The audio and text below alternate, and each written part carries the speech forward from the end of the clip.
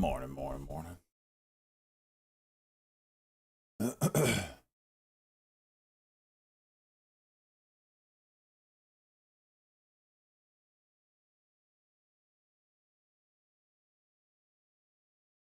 All right, I have no idea what's moving. Let me go check the watch list here.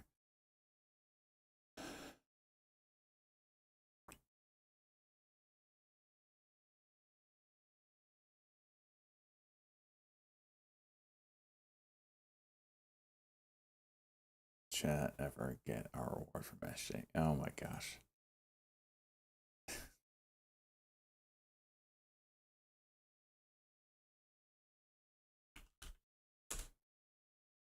ATX.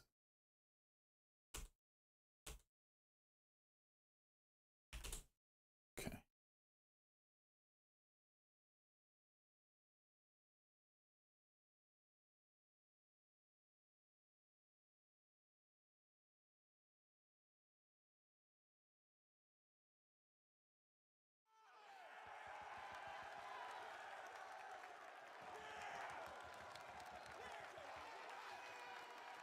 What's up, Groovy? I mean, googly. You look like you just got out of bed and sprinted to your computer because you hit snooze on the alarm clock one too many times and almost missed your 9:30 a.m. meeting. No, well, not exactly. I set my alarm for 9:10. I was like, you know what? I've been getting beat up in the morning. Let's just try to sleep in one time. And it worked. I actually slept in.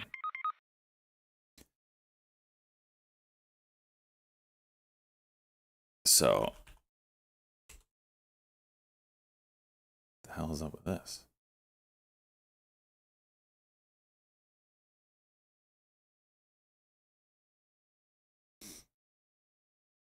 Damn.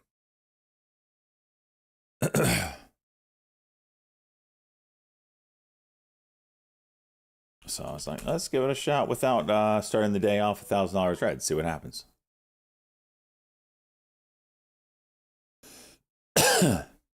He's got the eye crust. I bet I do. Just trying to clean up this watch list here.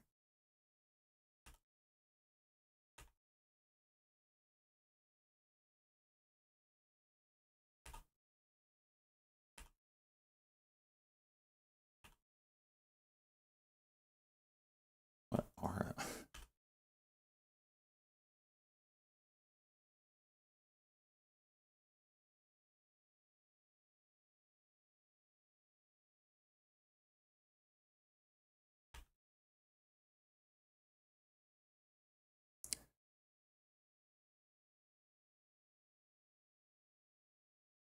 Why is lithium up today?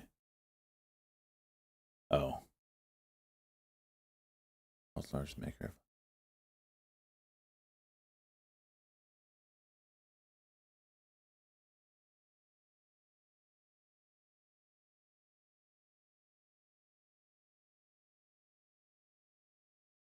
interesting.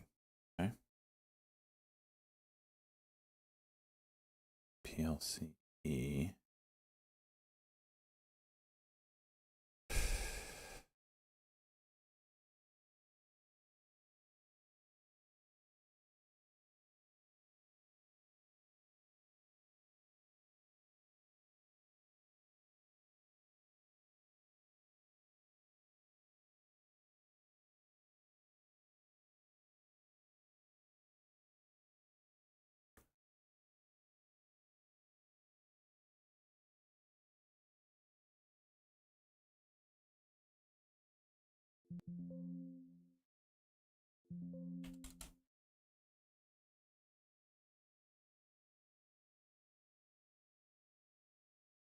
Okay.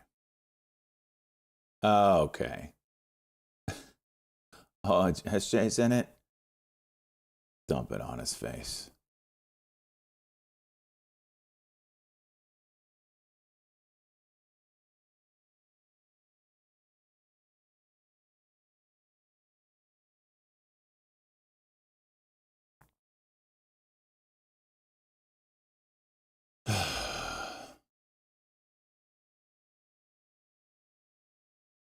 Did I buy the? No, I didn't buy the high.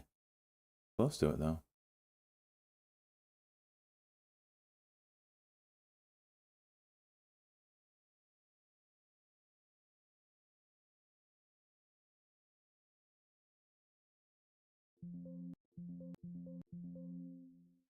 There we go.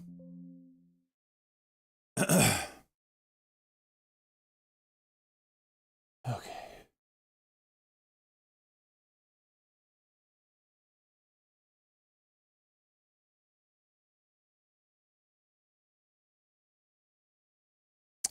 SMMT has some levels.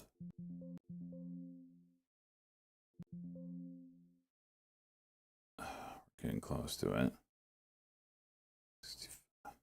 70, 75 break.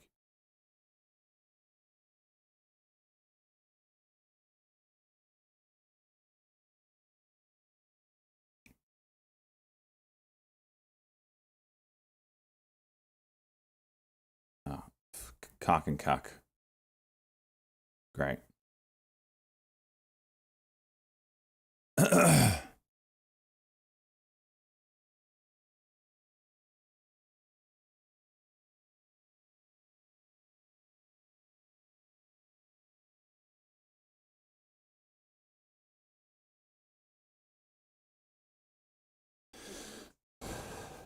This thing is remarkably thin.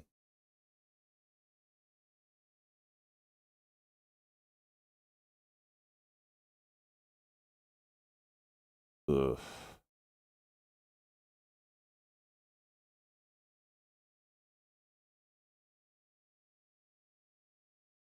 Okay. That was a cock, cuck, cock. The old cock, cuck, cock.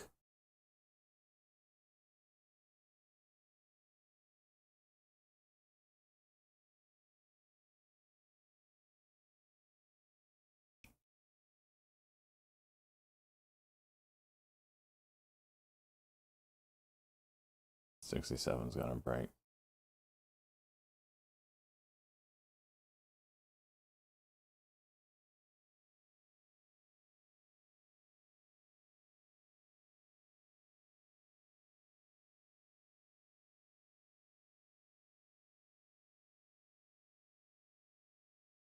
One more push. Come on.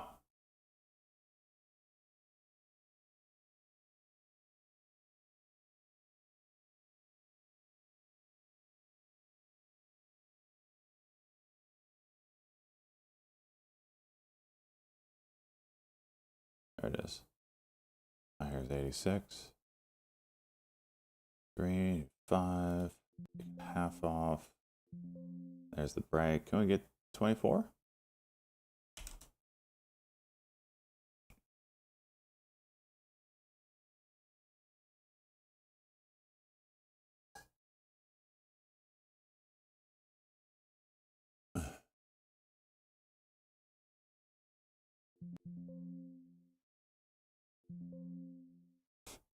Ooh. All right.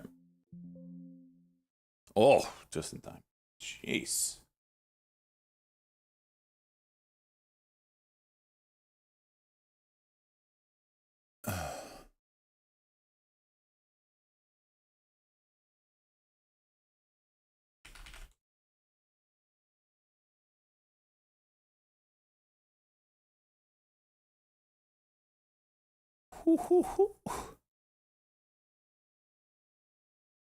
We'll talk about the debate when things slow down, but when he came out and said his pollsters were telling him 90%, 82%, 75%, I was like, you need to fire your pollsters because they are lying to you.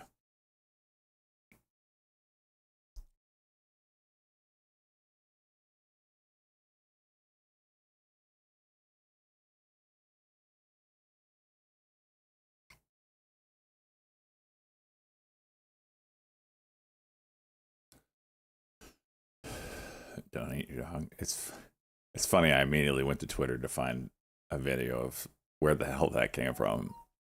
Sure enough, I found some. I don't know if she was drugged out or whatever, but she was freaking eating a cat.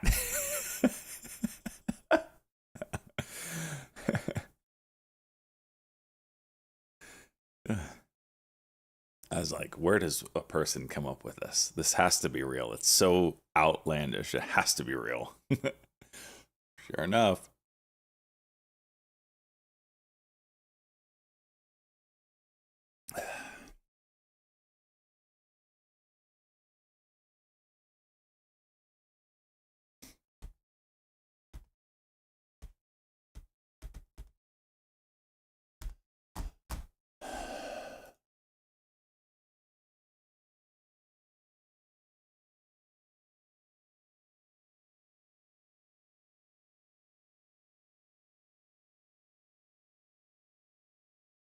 The Wendy's dumpster. Freaking A. When did you make that name?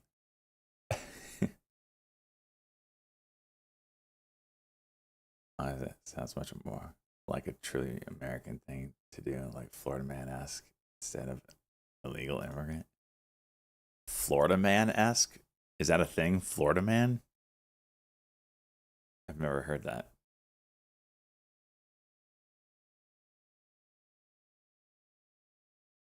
There's a flat top now here.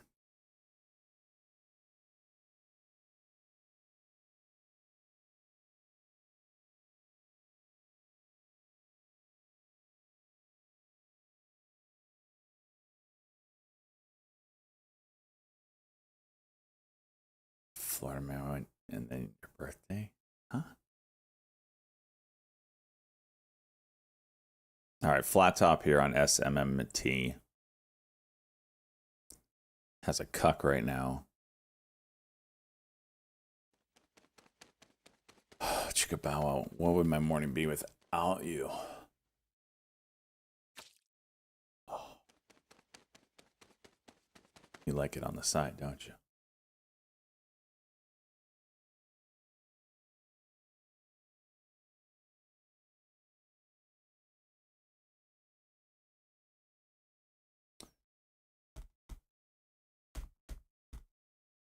Really wish I could see this volume. E-turn.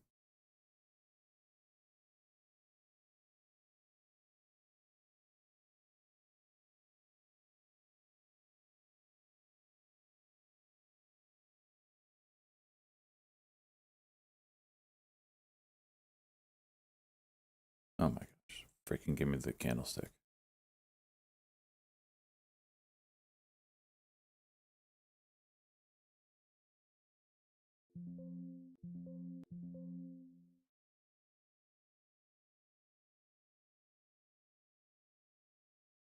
Break 50? No, it did not. I was kind of hoping it would break 50.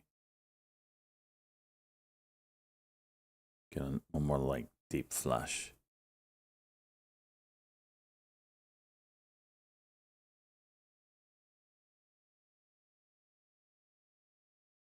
We are close. Yeah.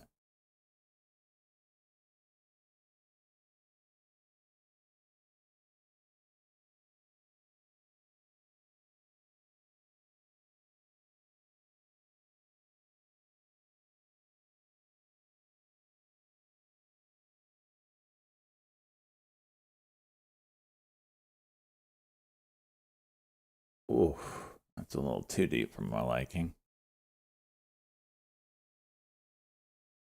Now you have a 5-minute cuck.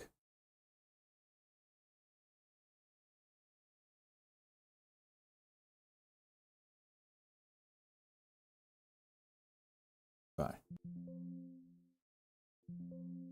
Now what are you supposed to do?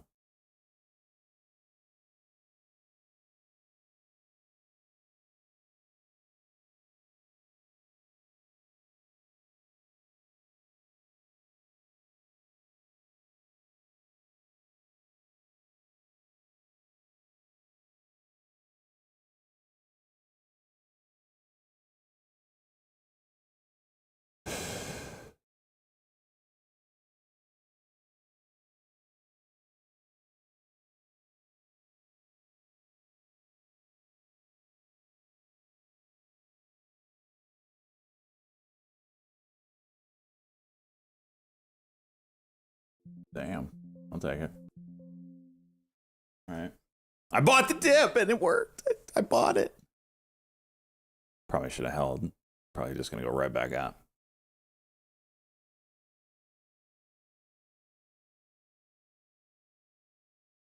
Woof. Is it really moving this morning? Tell me you're lying. 7%.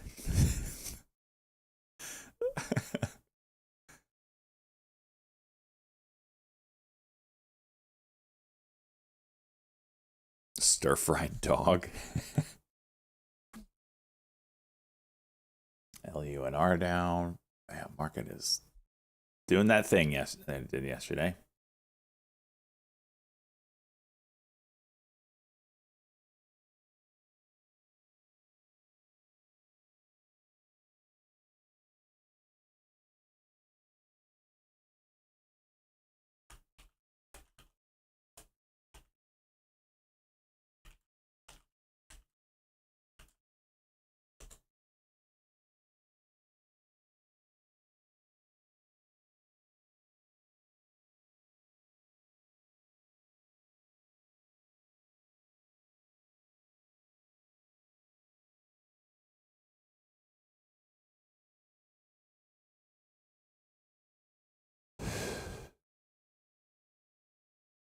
LASE. What did they do? Is this one of the Chinese play? No. Why is this down? I don't have news on it.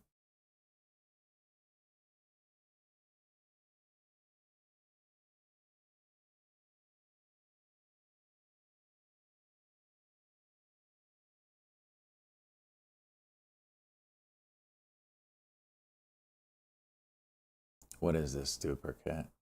Springfield, Ohio, a lifelong resident details that she discovered a decapitated pig head in Snyder Park, where the goose abduction allegations are coming. Come on, man. It's too early for this. Multiple people she knows have experience with Haitians. So, oh, it's voodoo. That's where the animal stuff is coming from. I get it now.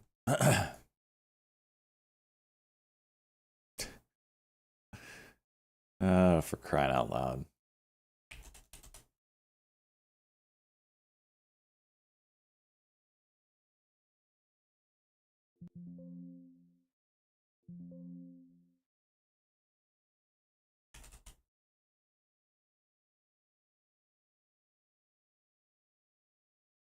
And this thing kind of juices here.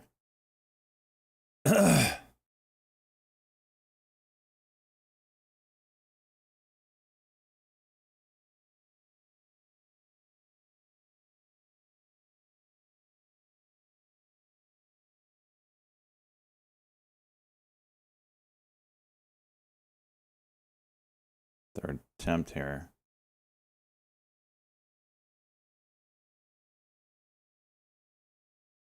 Somewhat of a wall. First attempt at the wall, second attempt at the wall. Taking half off because it is pretty whippy here, and it could dip one more time. There's a dip. It's actually a 5-minute cock. I'll give it another chance here since it's a wall.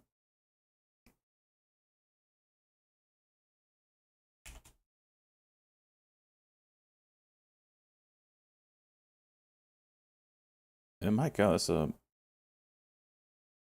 might go here. It's like a cook and go, I think.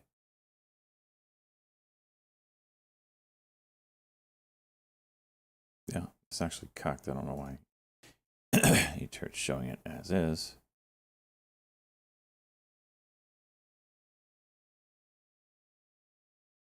Five, close. Couldn't do it. Big buyer.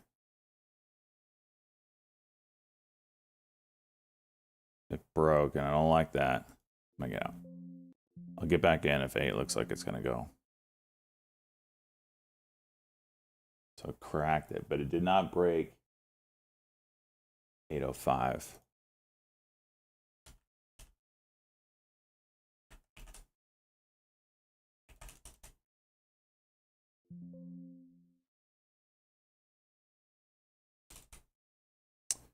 Trying to build out a little cushion here. I can't find my cat. Crying out loud. So I was expecting a text from you last night. I didn't get one. I was very shocked.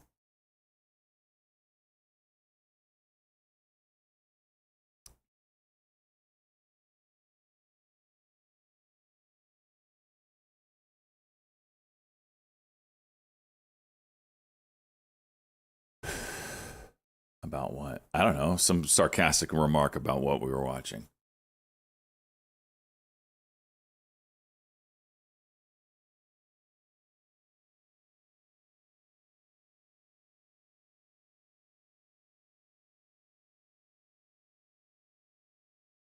Yeah, lower my.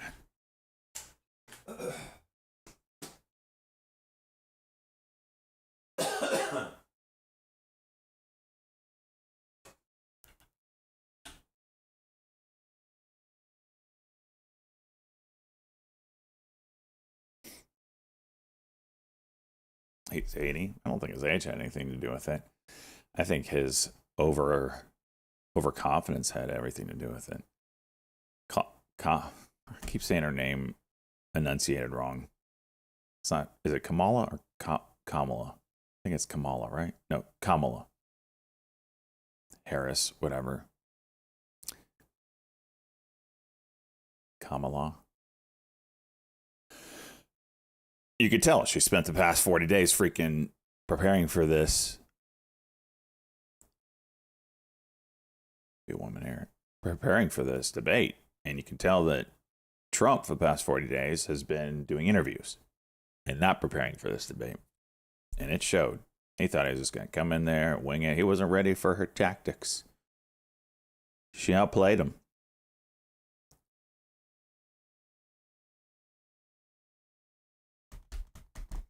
It was pretty beautiful from a tactician's point of view. You accuse him of things, and then he has to spend his entire time defending what you just said, rather than being on the offensive. He fell for it. He freaking fell for it. And his stock today is reflecting that defeat.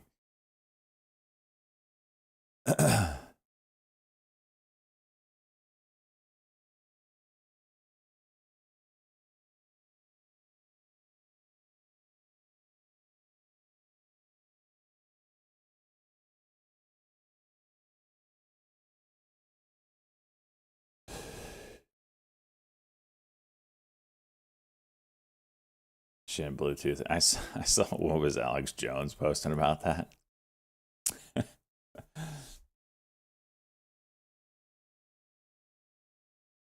I don't know if that would help that much in that situation, because you're trying to listen to your opponent, but also getting stuff in your ear from help. Like, that would just be too confusing. That's why I just don't think it's plausible.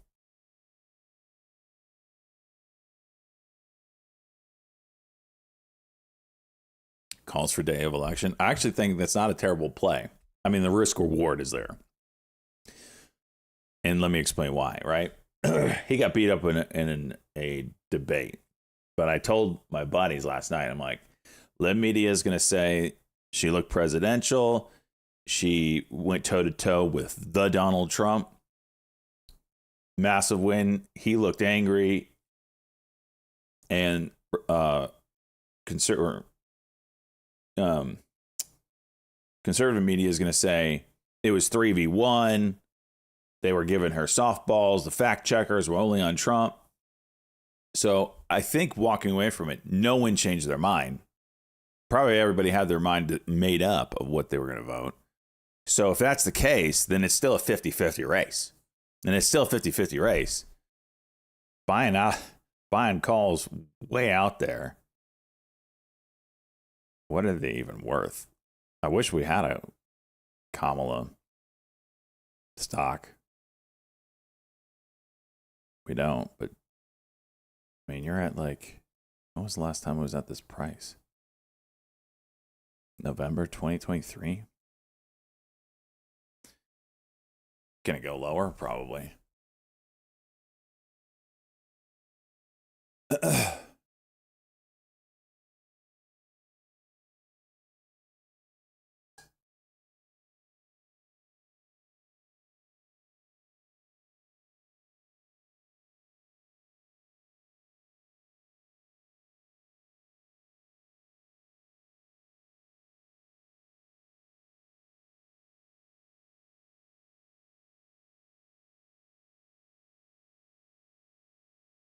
So out of the money. What is it? What are the November is going for? Just golly, they're freaking still. Look at the IV on these things. There's zero chill on them, huh? Damn. Crying out loud.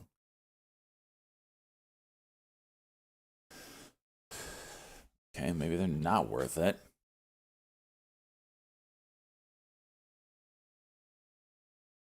All right, we got a 5-minute W forming here on this PLCE.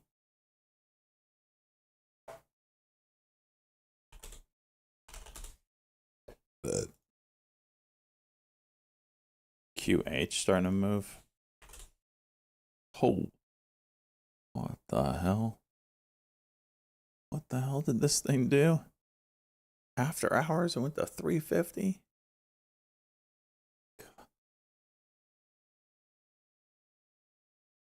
I'll say I really didn't know what to expect from Trump. I was somewhat expecting Trump to run through her, similar to how he did with Hillary.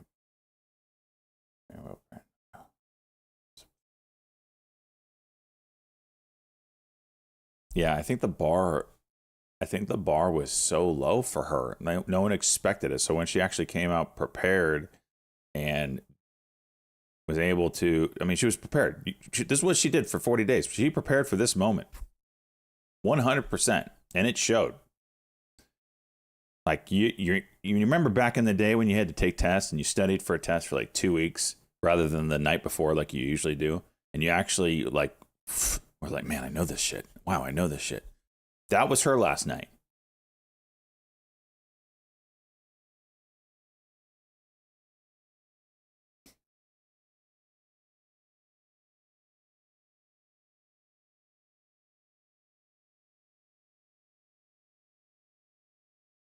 I saw the Captain Brando pants. I don't know if I believe that.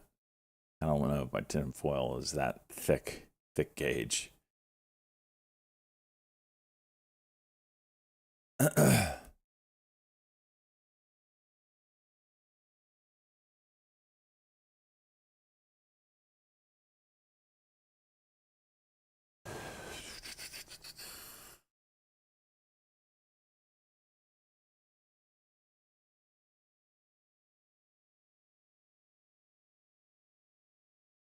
Yeah, Doritz. That's what we're talking about.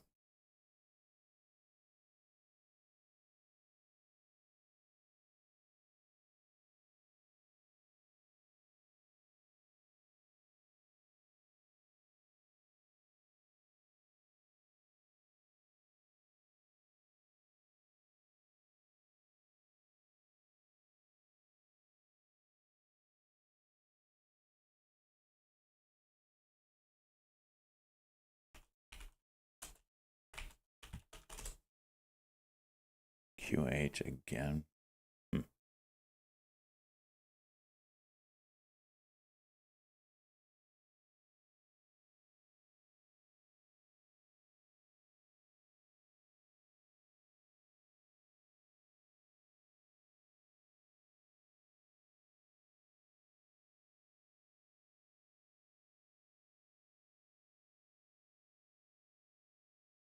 We'll say this though, the moderating was horrendous. Well, at least the dude. I had no problems with the check, but the dude, good God, Mr. Fact Checker Live, like that's not his job. Let the opponent fact check. The Biden and Trump debate was the best moderated debate I've ever seen. It was beautiful. Ask the question, shut up. If they don't answer the question, ask it one more time, shut up. Holy hell. Not his job to fact check. Let her do it. No, they're not born because it's impossible. It's impossible to fact check. One of his things is, well, I didn't know I didn't hear the sarcasm. That's not being very. Oh, so you didn't hear it? Okay. No, that's not his job. Not his job at all. Let them talk. You ask the questions. You turn mic off. What happened to mic turn offs? We just stopped doing that too. It's horribly done. Should I have to fact check to begin with? Have we ever watched any presidential election ever? Chicka Bow Wow? Good God.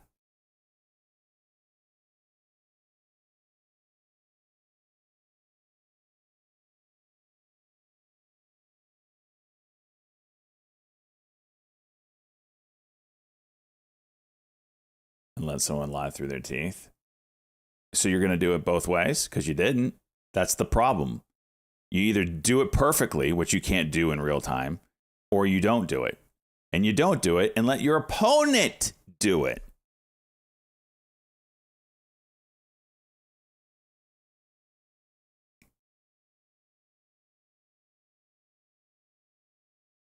Okay, but you just because, yes, he says some random shit, but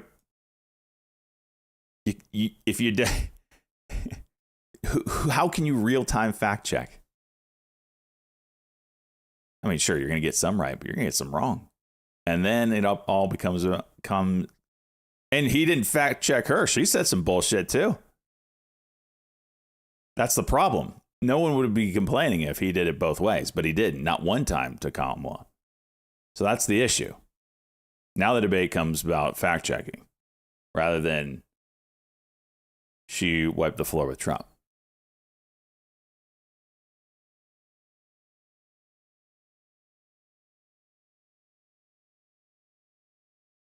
Yeah, you can look things up in 10 seconds, Googly, 30 seconds that they have. I don't find that good. It is not their place to fact check. And if they have 30 people looking it up, why they didn't fact check her one time? Easy fact check would have said, oh, the project, whatever it's called, Trump said wants nothing to do with that. He said that like 3 weeks ago. She came out first thing and said, he's for that. He's going to do that. He's never said that. He's never read it. She didn't even get fact check there. But that's Trump's job to call her bullshit. Just like it's her job to call his bullshit.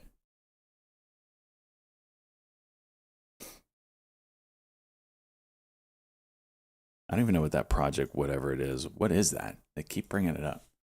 Project 2025. There's a website on it. Through policy, personnel, and training. Get the facts. All right, bullet points. Secure the border. Finish building the wall. Deport illegal aliens. De-weaponize the federal government by increasing accountability and oversight of the FBI and DOJ. Unleash American energy production to reduce energy prices. Cut the growth of government spending to... So far, so good. What's the part that's the... Make federal bureaucrats more accountable to improving education by moving control and funding of education programs straight to parents. State and local governments ban biological males from competing in women's sports. So they put where's the really, really juicy stuff? Find out more. And then you have to sign up for an email to find more. Okay, no thanks. Wet dream of Christo-fascists across America.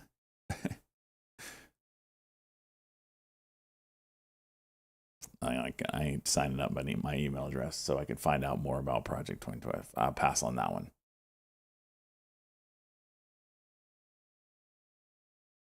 Attacks to Twitch streams.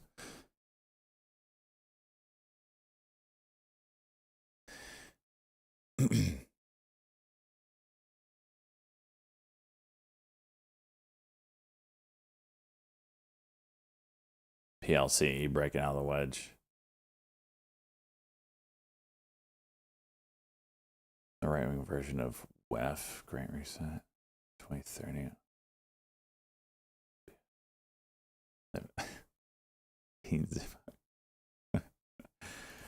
Oh my gosh.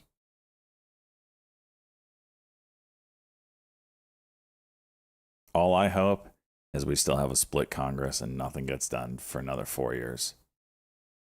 That's my wet dream.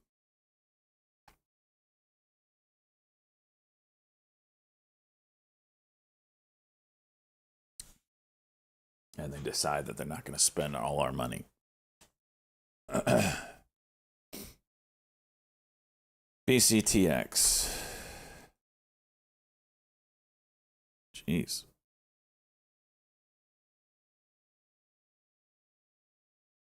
Is in Nana's peach farm. Oh my gosh.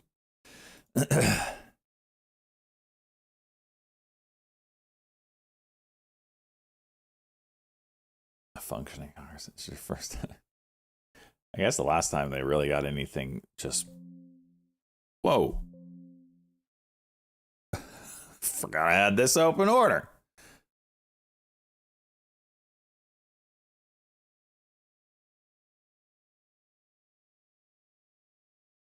$30 at tap 30.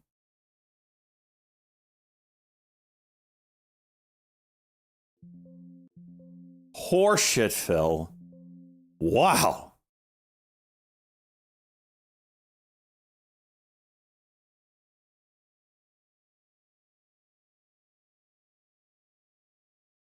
Second pulse high. That 8 is putting up a wall here on it. Oop. Back above.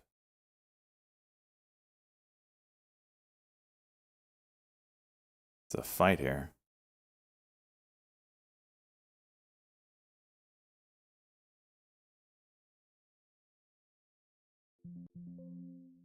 Oh, what?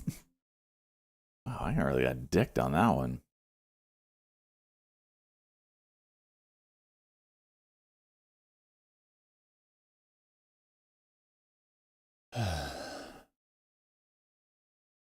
One in two Americans will be millionaires by 2020. That's actually probably pretty true.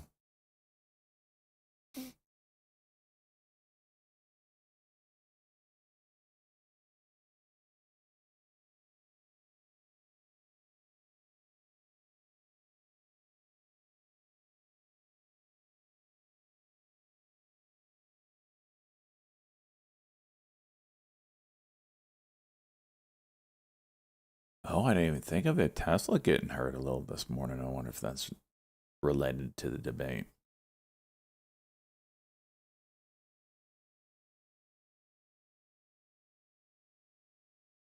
Cheese.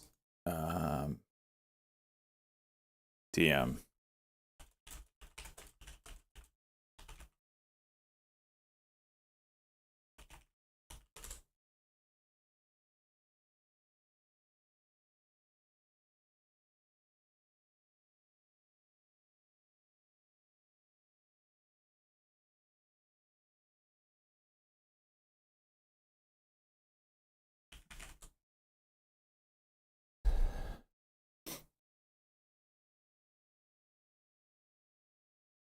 So yesterday we kind of got this cross confirmation, I would say, of the 9 and the 21 on the daily chart.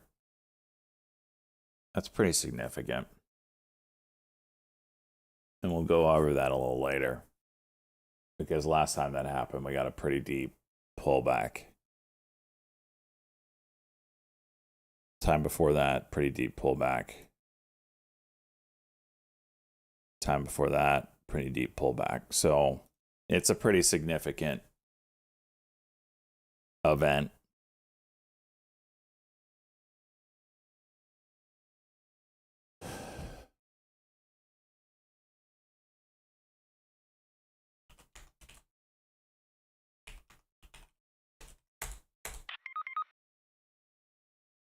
Thank you, cheese.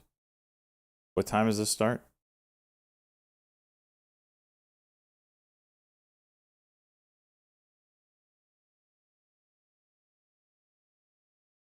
rip stonks. Yeah. It was a good run. Well, they're not gone. They're just transforming. They're like a caterpillar going into its cocoon. Will emerge a beautiful butterfly.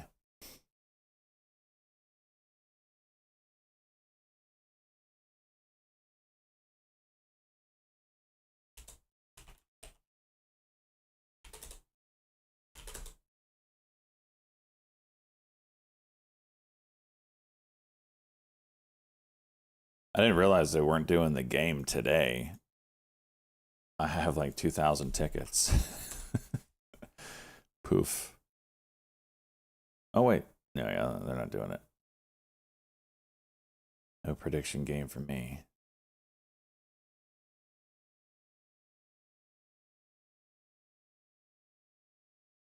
$10.20.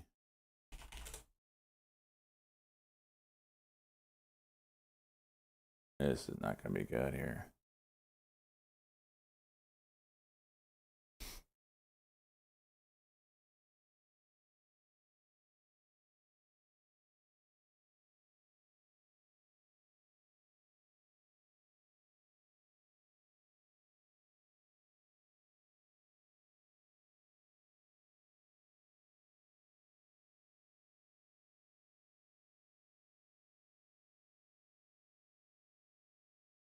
Solar and lithium ripping off the bait. Thought lithium was moving off of Putin or someone else. What was it? I don't think the debate had anything to do with lithium, did it? Did I miss something?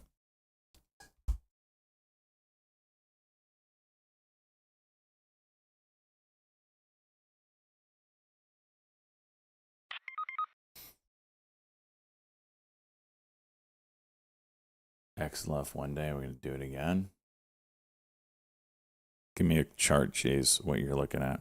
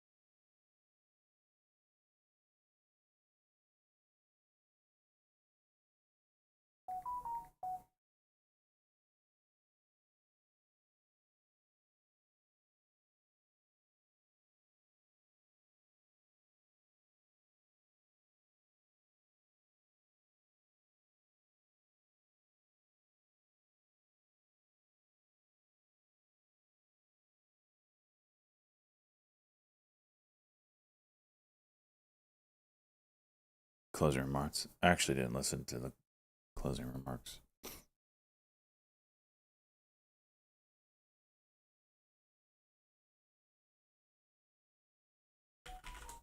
All right, we got the NVIDIA conference live right now.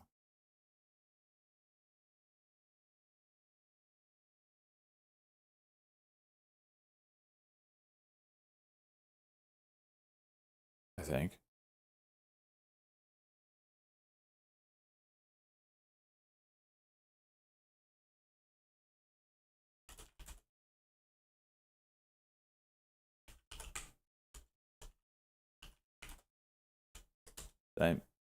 Jesus, is the NVIDIA stream silent right now? Oh, there it is. All right, here we go. Good morning, good morning. Thank How's you, good everybody morning. doing? Great to see everybody. Oh, jeez. You know, I flew in late last night. I didn't really expect to be on stage at 7:20 in the morning, but, you know, seems everybody else did. So here we are, Jensen. Thank you for being here. I'm delighted to be here. Thank you all for being here. I hope everybody's been enjoying the conference. It's a fantastic event. Lots of great companies, couple thousand people here, and so, you know, really, really terrific, and I'll take obviously NVIDIA. a real highlight, And, real privilege. programming note, Jensen Wong currently to have speaking at Goldman Jensen, Sachs you know, Tech President and Conference. CEO of NVIDIA For here. information purposes, Since you event founded to- NVIDIA in link to 1993, event is posted in the high you baseball chat room. pioneered accelerating computing.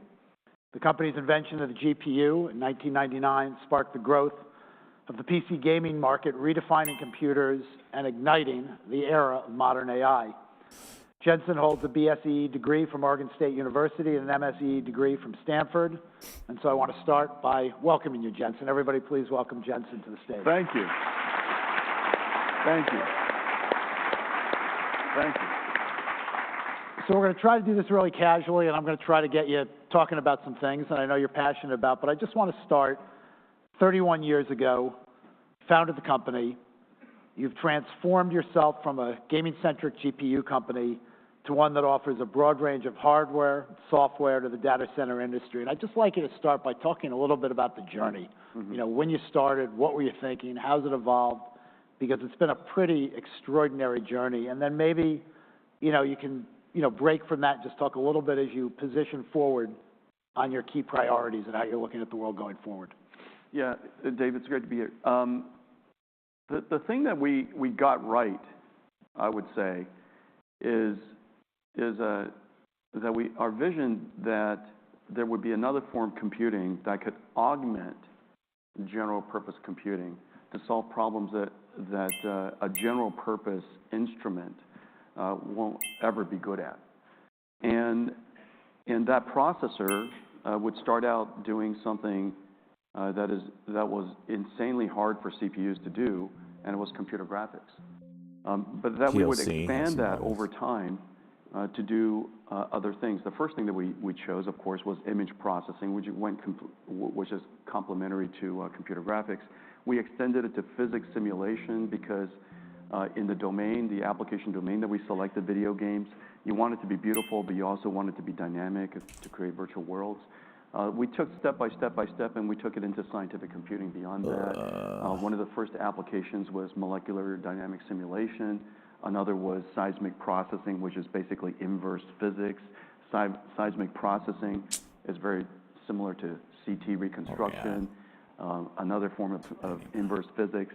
And so we just took it step by step, reasoned about WB. complementary types of algorithms, adjacent industries, kind of solved our way here, if you will.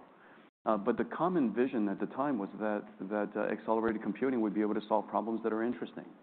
And that if we were able to keep the architecture consistent, meaning have an architecture where software that you develop today could run on a large install base that you've left behind, and the software that you created in the past would be accelerated even further by new technology. This way of thinking about architecture compatibility, creating large install base, taking the software investment of the ecosystem along with us, that psychology started in 1993, and we carried it to this day, which is the reason why NVIDIA's CUDA has such a massive install base, and that, you know, because we always protected it.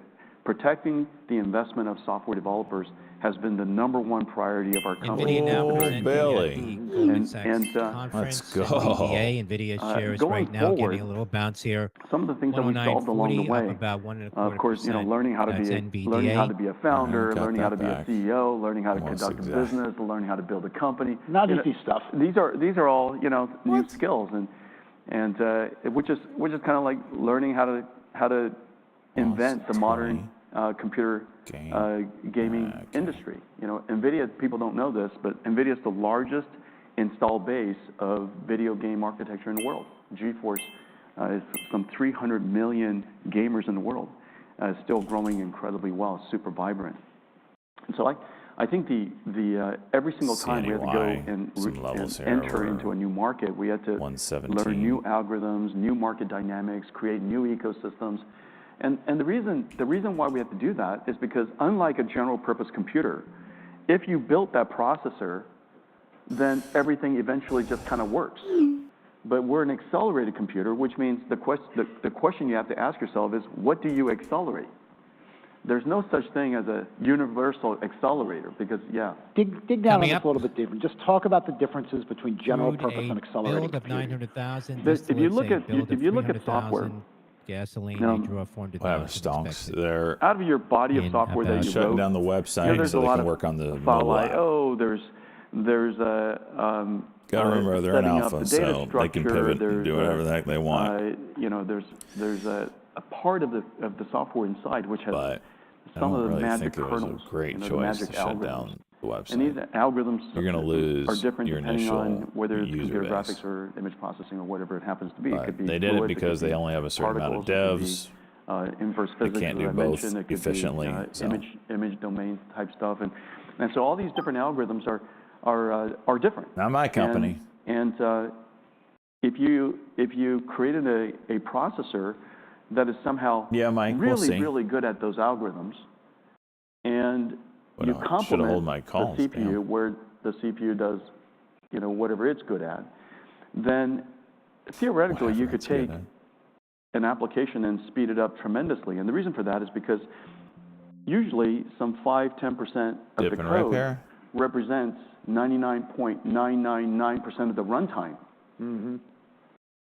And so if you take that 5% of the code and you offloaded it on our accelerator, then technically you should be able to speed up the application 100 times. And it's not abnormal that we do that. It's not unusual. And so we'll 5-minute we'll cuck speed fail. up image processing by 500 times. And now we do data processing. Data processing is one of my favorite applications because almost everything related to machine learning, which is a data-driven way of doing software, data processing is involved. It could be SQL data processing, it could be Spark type of data processing, it could be $20 vector says I don't get database filled. type of processing, It just all jumps kinds of right over me. different ways of processing Or I get either filled during unstructured these data or craters. structured data, which is data frames. And we accelerate the living daylights out of that. But in order to do that, you have to create that library, that fancy library on top. MACD is In the crossing case now. of computer It graphics, should we go. were fortunate to have Silicon Graphics' OpenGL and Microsoft DirectX. But outside of those, no libraries really existed. And so, for example, one of our most famous libraries is a library, kind of like SQL is a library. SQL is a library for in-storage computing. We created a library called cuDNN. cuDNN is the world's first neural network computing library. And so we have cuDNN, we have cuOpt for All right, here's your combinatorial chance. optimization. Go. We have cuQuantum for quantum simulation and emulation. All kinds of different Into a libraries. halt. cuDF for data frame processing, for example, SQL. And so all these different libraries have to be invented Don't you false that salt on me. takes the algorithms that run in the application and refactor those algorithms in a way that our accelerators can run. And if you use those libraries, then you get 100x speed up. Get much more speed. Incredible. Yeah. And so the concept Crude, is simple a and it made a build lot of of sense. But the problem is, 833,000 how do versus a you build go of 900,000 and invent all these expected, distillates a algorithms build of and cause the 2.308 video game million industry to use versus it? a build of 300,000 Write these expected, algorithms, cause the and gasoline entire a build of seismic processing and 2.31 million energy versus a draw of industry to use 400,000 it. expected. Write a new algorithm and cause the entire AI industry to use it. You see what I'm Crude saying? is And falling so here these now, libraries, every single one of these libraries, first we have to do on the the larger computer than science. expected, Second, build we have to go do the in ecosystem development. gasoline. And we have to go convince of a everybody million? to use it, and then what kind of computers does it want to Oh, I run was on? expecting. You know, all Build different 2 computers are million. different. And so we just did it one domain after another domain after another domain. Wait, let me read this. We have a rich library for self-driving cars. Crude. Build We have a 833, fantastic library for expecting build robotics. $1 million. Incredible build it. library for Build virtual 2.3 screening, million, expecting whether 300K. it's physics-based virtual screening or neural 2.3, network-based expecting virtual a screening. draw. Incredible library for Oh, climate Billy. change. And so Oh, one Billy. domain after another domain. And so we have to go meet friends and, you know, create the market. And so what NVIDIA is really good at, as it turns Wow, out, oil's is gonna creating get new wrecked. markets. And we've done it for now so long that it seems like NVIDIA's accelerated computing is everywhere. Yeah. But we really had to do it one at a time, one industry at a time. Yeah. So I know that many investors in the audience are super focused on the data center market, and it would be interesting to kind of get your perspective, the company's perspective on the medium and long-term, you know, opportunity set. You know, obviously, your industry is enabling, you know, your term, the next industrial revolution. What are the challenges the industry faces? Talk a little bit about how you view, you know, the data center market as we sit here today. There are two things that are happening at the same time, and it gets conflated, and it's helpful to tease apart.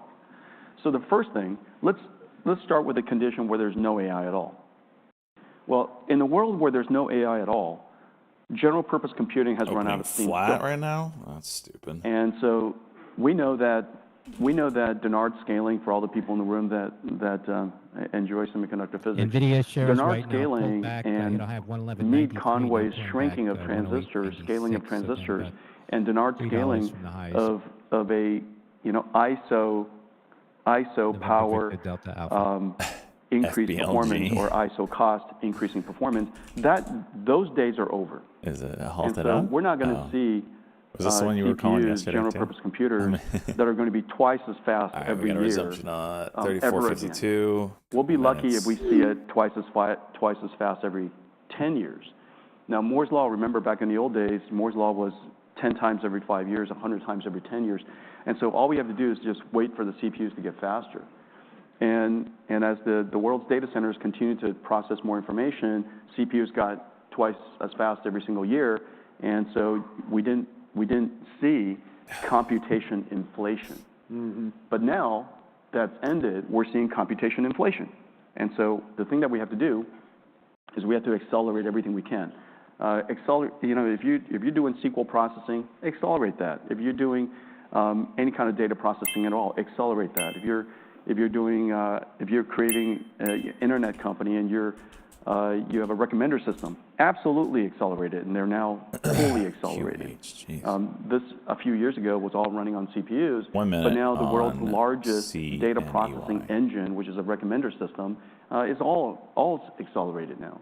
And so if you have recommender systems, if you have search systems, any large-scale processing of any, you know, large amounts of data, you got to just accelerate that. And so the first thing that's going to happen is the world's $1 trillion of general-purpose data centers are going to get modernized into accelerated computing. That's going to happen no matter what. That's going to happen no matter what. And the reason for that is as I described, Moore's Law is over. And so the first dynamic you're going to see is the densification of computers.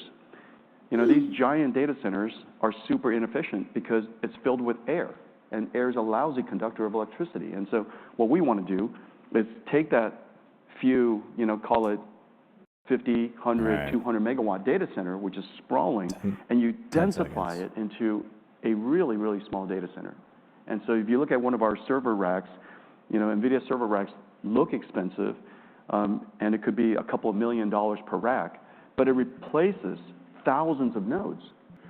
The amazing thing is Oh, I got half just out. the cables of connecting old profit. general purpose computing NEY, systems CN Energy moving cost back more towards the highs than again. Charlie November replacing all Echo of those Yankee up and densifying into one 315%. rack. The benefit of densifying also is now that you've densified it, you can liquid cool it, because it's hard to liquid cool a data center that's very large, but you can liquid cool the data center that's very small. And so the first thing that we're doing is accelerating, modernizing data centers, accelerating it, densifying it, making it more energy efficient. You save money, you save power, you save, you know, much more efficient. That's the first. If we just focused on that, that's the next 10 years. We'll just accelerate that. Now, of course, there's a second dynamic, is because of NVIDIA's accelerated computing brought such enormous cost reductions to computing.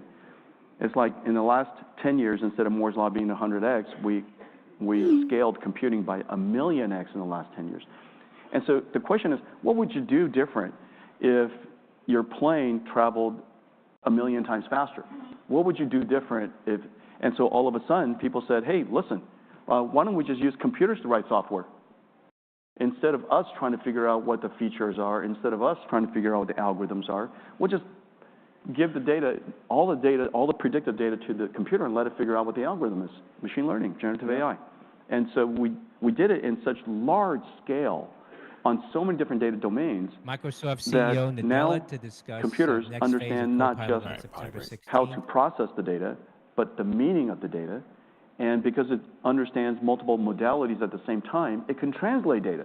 And so it can go from English to images, images to English, English to proteins, proteins to chemicals. And so because it understood all of the data at one time, it can now do all this translation we call generative AI. Large amount of text into small amount of text, small amount of text into large amount of text, and so on and so forth. We're now in this computer revolution. And now what's amazing is, so the first $1 trillion of data centers is going to get accelerated. It invented this new type of software called generative AI. This generative AI is not just a tool, it is a skill. And so this is the interesting thing. This is why a new industry has been created. And the reason for that is, if you look at the whole IT industry up until now, we've been making instruments and tools that people use. For the very first time, we're going to create skills that augment people. And so that's why people think that AI is going to expand beyond the $1 trillion of data centers and IT and into the world of skills. So what's a skill? A digital chauffeur is a skill. Autonomous, a digital assembly line worker, robot, a digital customer service, chatbot, digital employee for planning NVIDIA supply chain. It could be that would be somebody that's a digital SAP agent. We use a lot of ServiceNow in our companies, and we have digital, employee service. And so now we have all these digital humans essentially, and that's the wave of AI that we're in now. So, step back, shift a little. Based on everything you just said, there's definitely an ongoing debate in financial markets as to whether or not, as we continue to build this AI infrastructure, there is an adequate return on investment. Yeah. How would you assess customer ROI at this point in the cycle? And if you look back and you kind of think about, PCs, cloud computing, when they were at similar points in their adoption cycles, how did the ROIs, look then compared to where we are now as we continue to scale? Yeah, fantastic. So let's take a look. Before cloud, the major trend was virtualization, if you guys remember that. And virtualization basically said, let's take all of the hardware we have in the data center, let's virtualize it into essentially virtual data center, and then we could move workload across the data center instead of associating it directly to a particular computer. As a result, the tendency and the utilization of that data center improved. And we saw essentially a 2 to 1, 2.5 to 1, if you will, cost reduction in data centers overnight, virtualization. The second thing that we then said was, after we virtualized it, we put those virtual computers right into the cloud. As a result, multiple companies, not just one company's many applications, multiple companies can share the same resource. Another cost reduction. The utilization again went up. By the way, this last 10 years of all this stuff, 15 years of all this stuff happening, masked the fundamental dynamic which was happening underneath, which is Moore's Law ending.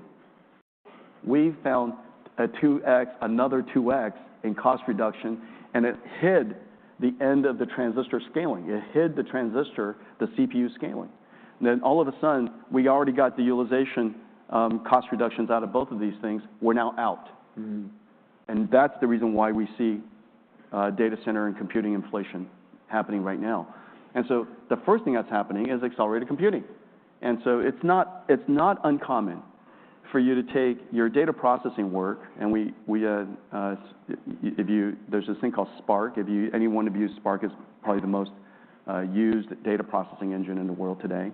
If you use Spark and you accelerate it with NVIDIA in the cloud, it's not unusual to see a 20 to 1 speed up.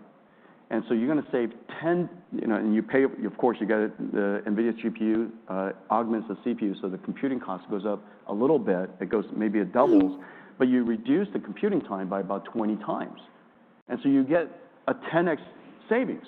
Sure. And it's not unusual to see this kind of ROI for accelerated computing. So I would encourage all of you, everything that you can accelerate to accelerate, and then once you accelerate it, run it with GPUs. And so that's the instant ROI that you get by acceleration. Now, beyond that, the generative AI conversation is in the first wave of Gen AI, which is where the infrastructure players like ourselves and all the cloud service providers put the infrastructure in the cloud so that developers could use these machines to train the models and fine-tune the models, guardrail the models, so on and so forth. And the return on that is fantastic because the demand is so great that for every $1 that they spend with us translates to $5 worth of rentals. And that's happening, all over the world, and everything is all sold out. And so the demand for this is just incredible. Some of the applications that we already know about, of course, the famous ones, OpenAI's ChatGPT or GitHub Copilot or code generators that we use in our company, the productivity gains are just incredible.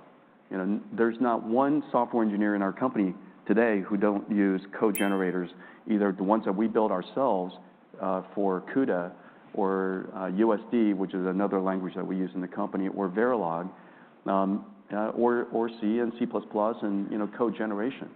And so I think the days of every line of code being written by software engineers, those are completely over. And the idea that every one of our software engineers would essentially have companion digital engineers working with them 24/7, that's the future. And so, the way I look at NVIDIA, we have 32,000 employees, but those 32,000 employees are surrounded by, hopefully 100x more digital engineers. Sure. Yeah. Sure. Lots of industries embracing this. Yeah. What use cases, industries are you most excited about? Well, in our company, we use it for computer graphics. We can't do computer graphics anymore without artificial intelligence. We compute 1 pixel, we infer the other 32. It's incredible. And so we hallucinate, if you will, the other 32. And it looks temporally stable, it looks photorealistic, and the image quality is incredible, the performance is incredible. The amount of energy we save, computing 1 pixel takes a lot of energy, that's computation. Inferencing the other 32 takes very little energy, and you can do it incredibly fast. So one of the takeaways there is AI isn't just about training the model. Of course, that's just the first step. It's about using the model. And so when you use the model, you save enormous amounts of energy, you save enormous amount of time, processing time. So we use it for computer graphics. If not for AI, we wouldn't be able to serve the autonomous vehicle industry. Mm-hmm. If not for AI, the work that we're doing in robotics, digital biology, just about every tech bio company that I meet these days are built on top of NVIDIA, and so they're using it for data processing or generating proteins or for new... That seems like a super exciting space. Oh, it's incredible. Yeah.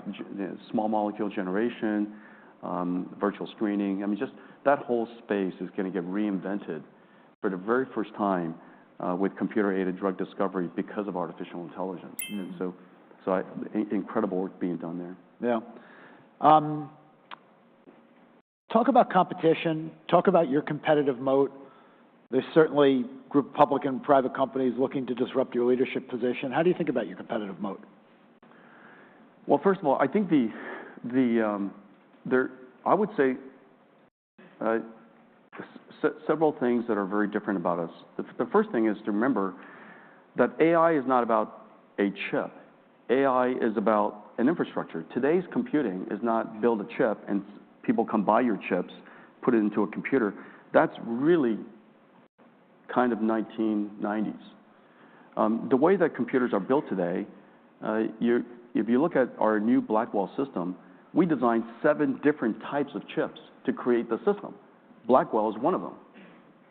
Okay, I ask you to talk about Blackwell. Yeah. And so the amazing thing is when you want to build this AI computer, people say words like supercluster, infrastructure, supercomputer, for good reason, because it's not a chip, it's not a computer per se. And so we're building entire data centers.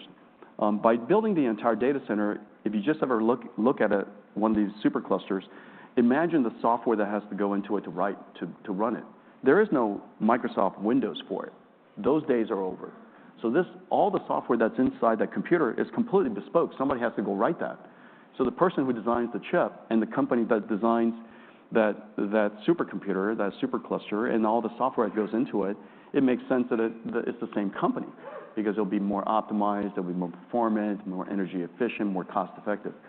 And so that's the first thing. The second thing is AI is about algorithms, and we're really, really good at understanding what is the algorithm, what's the implication to the computing stack underneath, and how do I distribute this computation across millions of processors, run it for days on end, with the computer being as resilient as possible, achieving great energy efficiency, getting the job done as fast as possible, so on and so forth. And so we're really, really good at that. And then lastly, in the end, AI is computing. AI is software running on computers. And we know that the most important thing for computers is install base, having the same architecture across every cloud, across on-prem to cloud, and having the same architecture available, whether you're building it in the cloud in your own supercomputer or trying to run it in your car or some robot or some PC, that having that same identical architecture that runs all the same software is a big deal. Yeah. It's called install base. And so the discipline that we've had for the last 30 years has really led to today, and it's the reason why the most obvious architecture to use if you were to start a company is to use NVIDIA's architecture, because we're in every cloud, we're anywhere you like to buy it, and whatever computer you pick up, so long as it says NVIDIA inside, you can take the software and run it. Yeah. You're innovating at an incredibly fast pace. I wanted you to talk a little bit more about Blackwell. 4 times faster on training, 30 times faster inference than its predecessor, Hopper. It just seems like you're innovating at such a quick pace. Can you keep up this rapid pace of innovation? And when you think about your partners, how do your partners keep up with the pace of innovation you're delivering? The pace of innovation, our basic methodology is to take, because remember, we're building an infrastructure. There's seven different chips. Each chip's rhythm is probably at best 2 years. At best 2 years. We could give it a midlife kicker every year, but architecturally, if you're coming up with a new architecture every 2 years, you're running at the speed of light. Okay, you're running insanely fast. Now, we have 7 different chips, and they all contribute to the performance. And so we could innovate and bring a new AI cluster, a supercluster, to the market every single year that's better than the last generation, because we have so many different pieces to work around. And and the benefit of performance at the scale that we're doing, it directly translates to TCO. And so when Blackwell is 3 times the performance, for somebody who has a given amount of power, say 1 gigawatt, that's 3 times more revenues. That performance translates to throughput. That throughput translates to revenues. And so for somebody who has a gigawatt of power to use, you get 3 times the revenues. There's no way you can give somebody a cost reduction or discount on chips to make up for 3 times the revenues. And so the ability for us to deliver that much more performance through the integration of all these different parts and optimizing across the whole stack and optimizing across the whole cluster, we can now deliver better and better value at much higher rates. The opposite of that is equally true. For any amount of money you want to spend, so for ISO power, you get 3 times the revenues. For ISO spend, you get 3 times the performance, which is another way of saying cost reduction. And so we have the best perf per watt, which is your revenues. We have the best perf per TCO, which means your gross margins. And so we keep pushing this out to the marketplace. Customers get to benefit from that, not once every 2 years, and it's architecturally compatible. And so the software you developed yesterday will run tomorrow. The software you developed today will run across your entire installed base, so we could run incredibly fast. If every single architecture was different, then you can't do this. It takes a year just to cobble together a system. Yeah.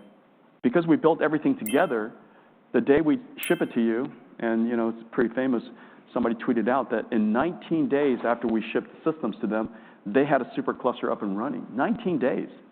You can't do that if you were cobbling together all these different chips and writing the software. You'll be lucky if you could do it in a year. Yeah. And so I think our ability to transfer our innovation pace to customers, getting more revenues, getting better gross margins, that's a fantastic thing.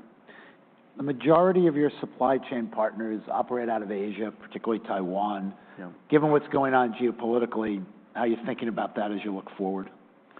Yeah, the Asia supply chain, as you know, is really, really sprawling and interconnected. People think that when we say GPUs, you know, because a long time ago, when I announced a new chip, a new generation of chips, I would hold up the chip, and so that was a new GPU.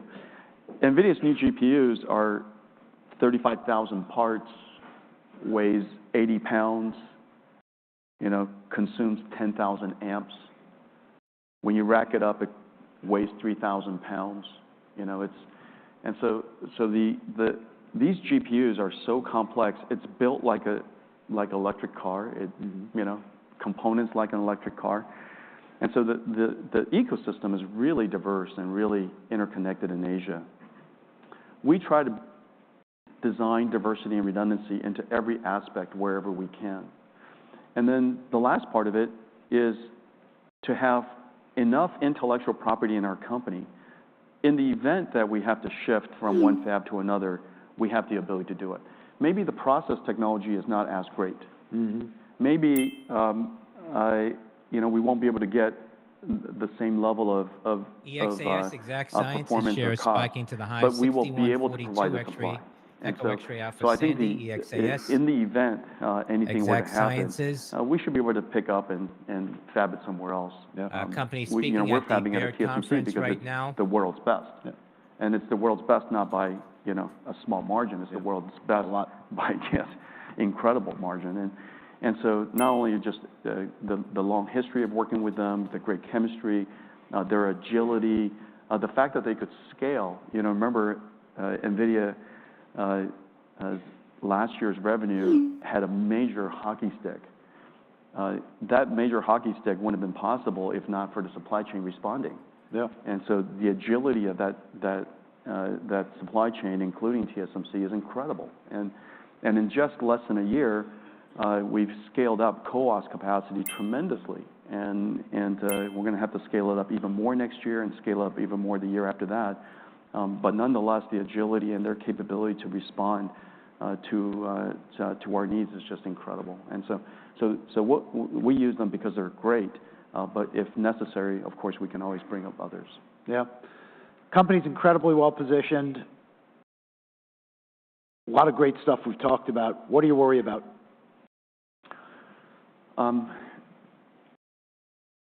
Well, our company works with every AI company in the world today. We're working with every single data center in the world today. I don't know one data center, one cloud service provider, one computer maker we're not working with. And so what comes with that is an enormous responsibility, and we have a lot of people on our shoulders, and everybody's counting on us, and you know, demand is so great that delivery of our components and our technology and our infrastructure and software is really emotional for people. Because it directly affects their revenues, it directly affects their competitiveness, and so we probably have more emotional customers DBI, today, Designer Brands, a spike in than- volume. than, Share is at the and intraday deservedly high, so. And following you their know, earnings report earlier. That's if we Delta could fulfill Bravo everybody's India, needs, DBI. then the emotion would go away. But it's very emotional. It's really tense. We've got a lot of responsibility on our shoulder, and we're trying to do the best we can. And here we are ramping. What's a good DBI, Delta Blackwell. Bravo India? And, Sure seeing a spike in it's full activity at the production. highs. DBI, no company to ship report. in Q4 and scale it, start scaling in Q4 and into next year. And the demand on it is so great, and everybody wants to be first. Yeah. And everybody wants to be most, and everybody wants to be, and so the intensity is really, really quite extraordinary. You know, and so So I think it's fun to be inventing the next computer era. It's fun to see all these amazing applications being created. Yeah. It's incredible to see robots walking around. It's incredible to have these digital agents coming together as a team, solving problems in your computer. It's amazing to see the AIs that we're using to design the chips that will run our AIs. All of that stuff is incredible to see. The part of it that is just really intense is just the world on our shoulders. WKSP Worksports Sure, says so lead successful sleep is lab test fine, and, results you of know, Core portable energy system as range 3 extender solid for hours, that's all we Tesla need. Well, electric good for you. I need more than that. vehicles like the I Model could 3 and spend another Cybertruck. half hour. That's Unfortunately, we've Whiskey got to Kilo stop. Sandy Jensen, thank you Papa. very much. Thank you for being Thank here you. and sharing with us today. Thank you. That, Take care. Thank you. hit the wires now.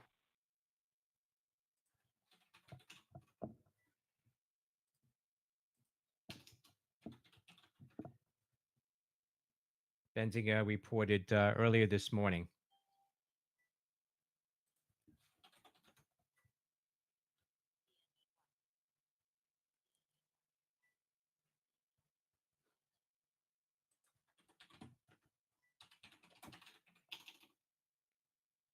No ticker WKSP, Whiskey Kilo, Sandy Papa. Sure seeing any spike in activity at the highs. The company is filing an 8K on an earlier press release. Said a Worksport announced a successful level 1 Tesla charging with Core battery generator.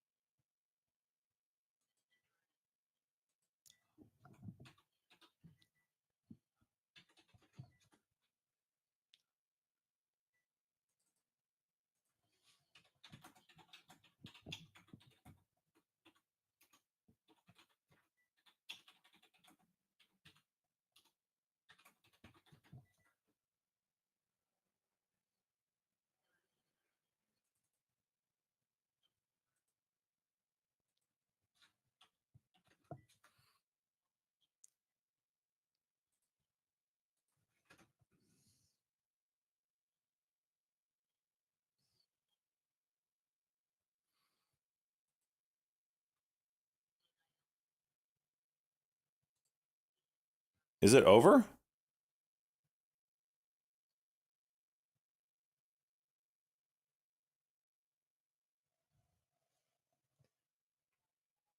That's it?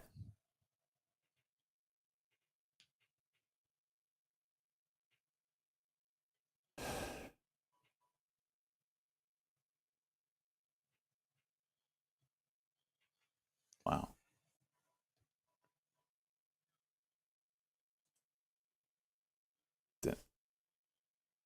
Okay.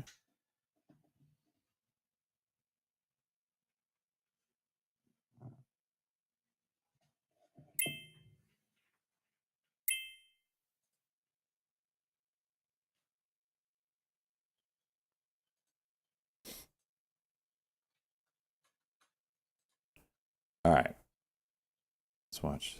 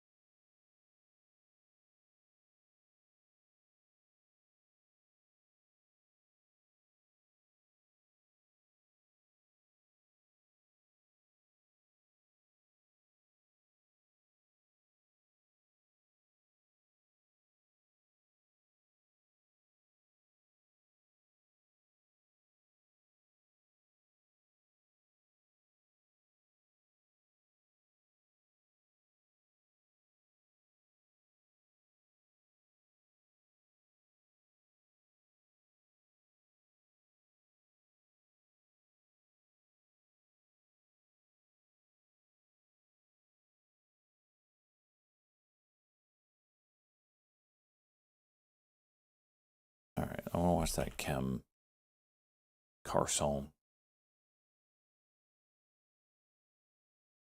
video. PLC. Not only in the short to medium term as we go into November, but really coming out of into early next year when the actual transition happens, we think there's going to be a secularly increasing volatility. Now, again, that doesn't mean the market's going down. That could be an acceleration higher for some period before maybe a decline. But broadly, volatility should increase.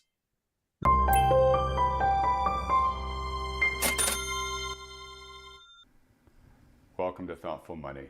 I'm its founder and your host, Adam Taggart. After a long slumber, volatility started returning to the financial markets over the past month. Why?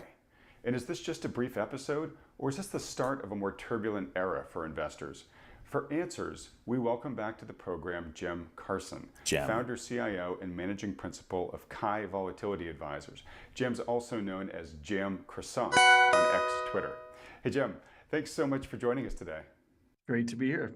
Good to be back. Hey, well, it's great to have you here. Yeah, you said good to be back. I know that you have been away on a bit of a sabbatical for the past several weeks. Very much appreciate you early on your return coming on this program, because I'm sure, as they always say, no good vacation goes unpunished. I'm sure it's a very busy time for you. But again, thanks so much for making the time to talk with us. No, it's great to be here. Every time I leave, the world blows up, and the true to form it happened this time as well. Yeah, it really did. All right, well, look, I'm looking forward to getting into your reasons why you think it did. And of course, volatility is your bread and butter. Before we get there, though, if we could just maybe kick the conversation off with the general starting question I like to ask, which is, what's your current assessment of the global economy and financial markets? The global economy right now BGLC, is BioNexus Gene Lab, announcing new stuttering. business developments It's for subsidiary in the Chemrex context of a with greater investment in couple of high-quality years of color-paste volatility. This has production. been That's Bravo Golf Lima Charlie. short-term reflation. We believe we're amidst a secular regime change, and I think markets are trying to figure that out right now. And with the election coming, this is a bit of an inflection point, I think. Okay, obviously, I guess the theme of that stuttering economy, meaning there's uncertainty in where the economy is going to be going, regime change, obviously a lot of uncertainty as to what regime we're shifting to. And of course, we've got the election coming up here. As I mentioned, volatility is your bread and butter there at your firm. What has sparked volatility to awaken with the strength that it did? Folks remember August 5th. And then we just had this past Friday, which some are saying was an even more volatile day. Why are we all of a sudden seeing volatility, after being dormant for so long, suddenly wake up like this? So going into this summer, we were very adamant, based on supply and demand dynamics in the volatility markets, that we would have dramatic volatility compression and that dispersion would do well. Sure enough, it seems like a distant memory now, but May, June, July were historically very compressed implied volatility and realized volatility. Why am I talking about that? Because those moments are what lead to the extreme moments that we see afterwards. If you think about 2017, for example, the lowest realized and implied volatility in history, what was it followed by? February 18, what we now call the Volpocalypse. Those things are not independent from one another. Periods of low volatility breed excess leverage in short volatility products. They create dynamics that then can lead to extreme ASTS launches tomorrow and expansion very quickly. We did talk even in May when we were talking to people that towards the end of the summer, that volatility would come back with a vengeance very quickly. And instead of starting maybe in September, it started a little early in August. But this is the way things work, and there are reasons behind this. This is not just cycles. If you look at the September quarterly, that's there's a reason why we have seasonality. People have postulated all kinds of different reasons why November and December are very strong and Septembers are weak. But in our world, a lot of it has to do, not all of it, but a lot of it has to do with the open interest of structured products and a SEP quarterly expiration following a lot of vol compression in the summer months in May, June, and July, and an increase of volatility that naturally happens going into the fall based on these structural dynamics in options and structured products. As that vol increases and people come back from vacation as well, they are forced to rehedge these portfolios, and that can lead to a lot of reflexive volatility in markets. And that's a lot of what we've seen now. It's not just that. Obviously, we saw a carry trade unwind and excess leverage in certain cross country dynamics and FX, and several other things as well that exacerbated the circumstances. And this one was a little bit unique, again, because it went early, because it went so early in August. It led to some, again, outsized dynamics that in markets that we haven't seen in a while. And I'd love to kind of jump into that a bit later, but that's kind of the broad overview. There's a lot of open interest in September OPEX and structured products there as a quarterly OPEX, and importantly, in an election year, there's very little supply behind it as well. And that's kind of, as we move through the summer, what eventually undid what was incredibly low volatility in a very fast way. Okay, that's a great explanation. I am going to just let you run and roll up your sleeves and dive into the details of this, but just to clarify a couple of things. I kind of get from listening to you that volatility tends to be more like, a coiled spring, where when it gets depressed, it's there, it's building up potential energy, and then it sort of, gets unleashed in a quick violence, coming back volatility spike, and then those periods are over very generally. So as you said, it's not kind of like a sine wave; it's more almost like a cardiogram, like a heartbeat, right? It's like low, low, low spike, low, low, low spike. Is that true? That's a good way to put it. Low implied volatility actually begets more low realized volatility in general, but that lasts only for so long, and eventually that leads to a moral hazard where everybody starts selling vol because it's easy, and the returns are on a sharp basis because it's more of a tail strategy, look really great, and eventually that builds up so much risk, and the vol gets low enough because, again, it's reflexive, that eventually, like you said, it's like you get a heartbeat, you get a very quick expansion, and it's a coiled spring. So, but in the short term, usually it's one of the best times to sell vol, ironically, is when it's low and it's compressed. But that's also when the tail is the biggest. Okay, and I guess that means, as an investor in volatility, if you're betting on higher volatility, you really have to get your timing right. Meaning, volatility can be low. It's low for much longer than it is high, right? Correct. And you're talking about kind of in general, right? But then there's these dynamics which can really help you navigate. It's a tough one because it had a chance to break out and then just sold off. Dynamics of that marketplace. It's a tough one. That's different than let's say stocks and bonds, because stocks and bonds are not just about who's long stocks or short stocks or bonds. There are different expirations, right, at different timelines and different strikes. So it's a much more dynamic, full 3D distribution, right, of positioning. And that allows for more concentrated positionings in times in the calendar and in moneyness. And if you can begin to understand what that positioning looks like in those supply and demand dynamics, you can begin to have a better sense of when vol may or may not be more supplied or in less supply, and where risks for its expansion or its compression may exist. And that's a big part of what we do and what we look at. And along with that broad understanding of the compression and the reflexivity of it, as well as this kind of spikes and how that happens, you can really pair that together to predict and get a better sense of when these things are more dangerous. All right. HON, Honeywell at the Morgan Stanley conference, CEO says demand of Airbus and Boeing will not it sounds like determine our if you're growth going to rate next invest in year, will be our volatility, ability to supply. it's a much more active type them. of investing. It's not a At the passive Morgan game. You're Stanley not just conference. That's HON Honeywell. long vol and just let Hotel it Oscar ride over November. the years that Some you of the can with, Pinterest, say, an jeez. index fund that you're long, some sector or something like that. So Busy for 38. basically, I'm kind of making your firm's plug for you, but like you want to you if you don't want Something to up with experience doing Pinterest. this, That's you want I'm to gonna take a follow somebody Pinterest search, who's spiking with experienced activity, active Papa investor India here to know November, when the Sandy. conditions are right to be a lot of in, volume. and obviously when the conditions are such that you probably shouldn't be long, right? I think that's definitely true. I would add to that too, because of the convexity of options and these Pinterest, derivatives, it PINS, also getting makes that a little pop here, these aren't 2% for the day. bets. Papa Usually India they Take November, don't. Sandy. Pinterest, PINS. So it's a company PINS. is So we'll currently get into the speaking. specifics of how you actually do this, and if folks are interested to sort of invest this way, what are their options? We'll get that in sort of in the second half of the discussion here.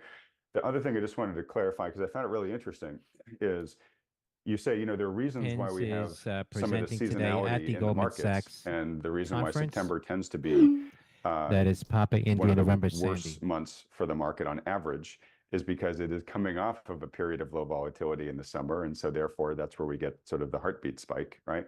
And that's a very human dynamic, right? It's because humans are choosing to go to the beach, to trade less, or whatever. So it's just kind of interesting that you know, it's not fully, you know, macro or markets or equation related. I'm sure those all derive off of the trends, but the trend is basically just humans want to take a break, and so there's just less activity going on.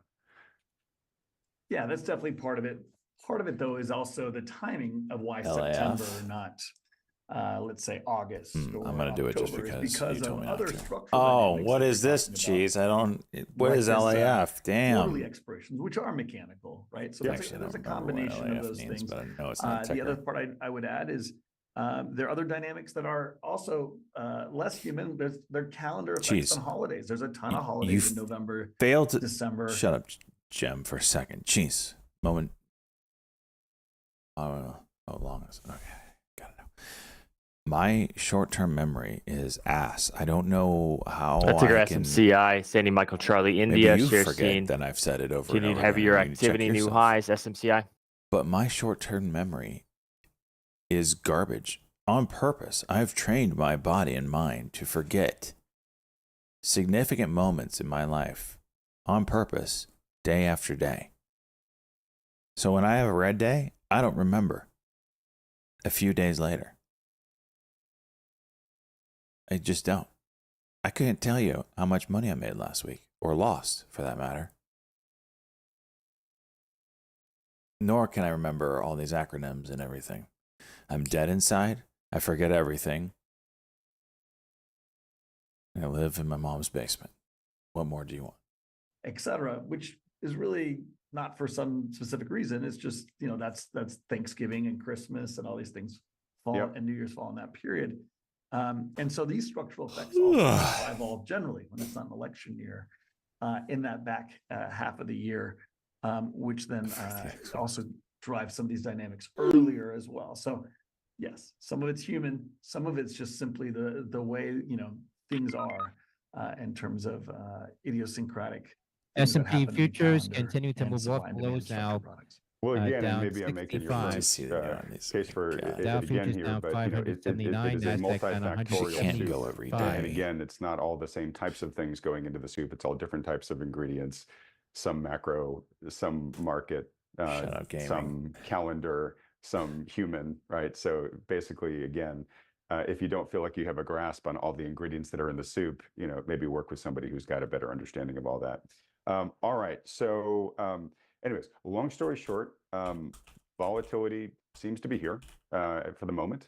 The question is for how long? If anybody do you has an think? extra Have we Discord seen most booster, of the we need potential one more to get energy level already 2 dissipate back. in the kinetic action that's happened I didn't so realize far? mine rolled Or is this off, the so I beginning just added of mine a back rockier for period the ahead? Discord booster. I guess we're at that point where you can roll up your sleeves and just explain away what you guys are seeing. Remember when you lost fantasy Yeah, hockey? so I didn't lose. There's Shred. several I got pieces third to place. this.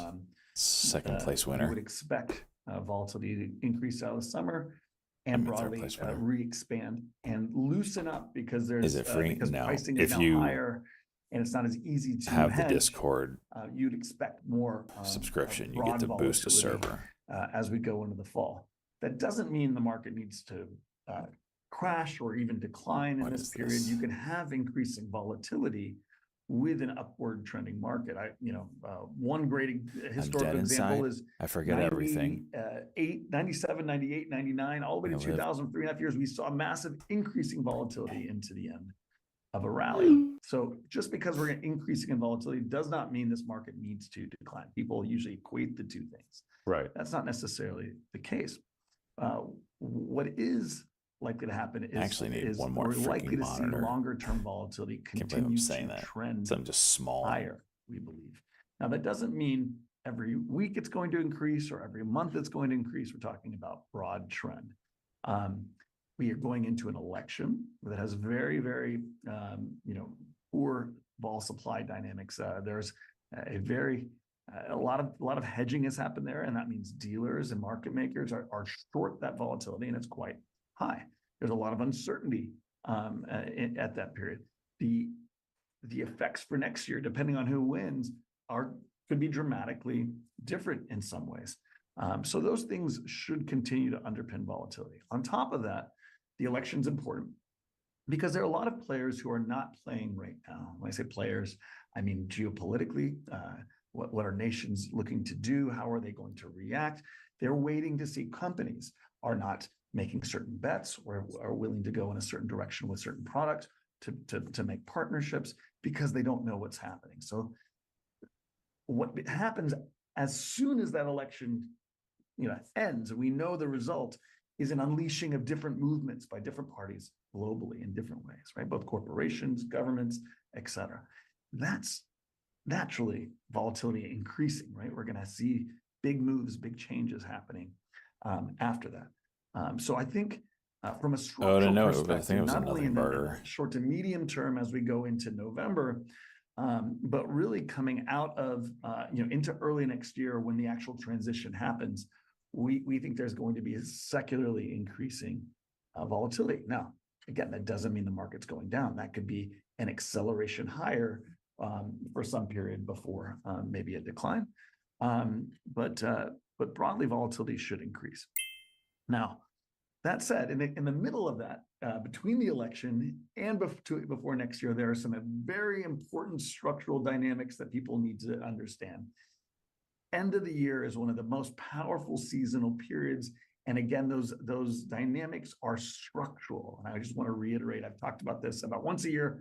We kind of talk about it. I think it's really important to understand this year in particular with the election in between September and that really positive seasonal period. What are those dynamics? The biggest parts that underpin the strong November-December period is in an up year, assuming this market continues to stay up, we're up about 14 to 15% right now. There are massive reinvestment effects that happen at the end of the year. What do I mean by reinvestment? This should be Finance 101, but people do not get taught this. I think it's one of the most important things I try to agree. People is markets are managed broadly, not everybody, but broadly by entities that be particularly hedge funds, risk takers, banks, managed risk neutral, not notional neutral. So there are $100 trillion plus of global equities. And there's another, think of it as 150 trillion, sorry, I don't know if I said million, 100 trillion, another $150 trillion of assets that are tied to equities.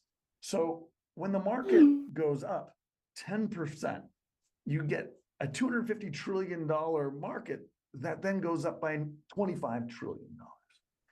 $25 trillion of new collateral. That's the creation of money. That's the creation of assets that didn't exist before.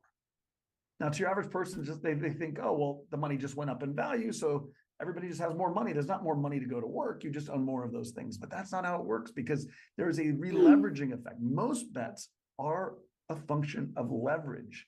So when you think about the bank, every bank, the whole system, most of the money in the system is leverage, right? It's all the bank can leverage its assets 10 to 1. Chinese car maker Geely scouting for Europe plant locations. When that money goes up, all of a sudden there's a releveraging effect where that money puts more money to work. So there's a natural momentum. Vice President, but that doesn't happen daily.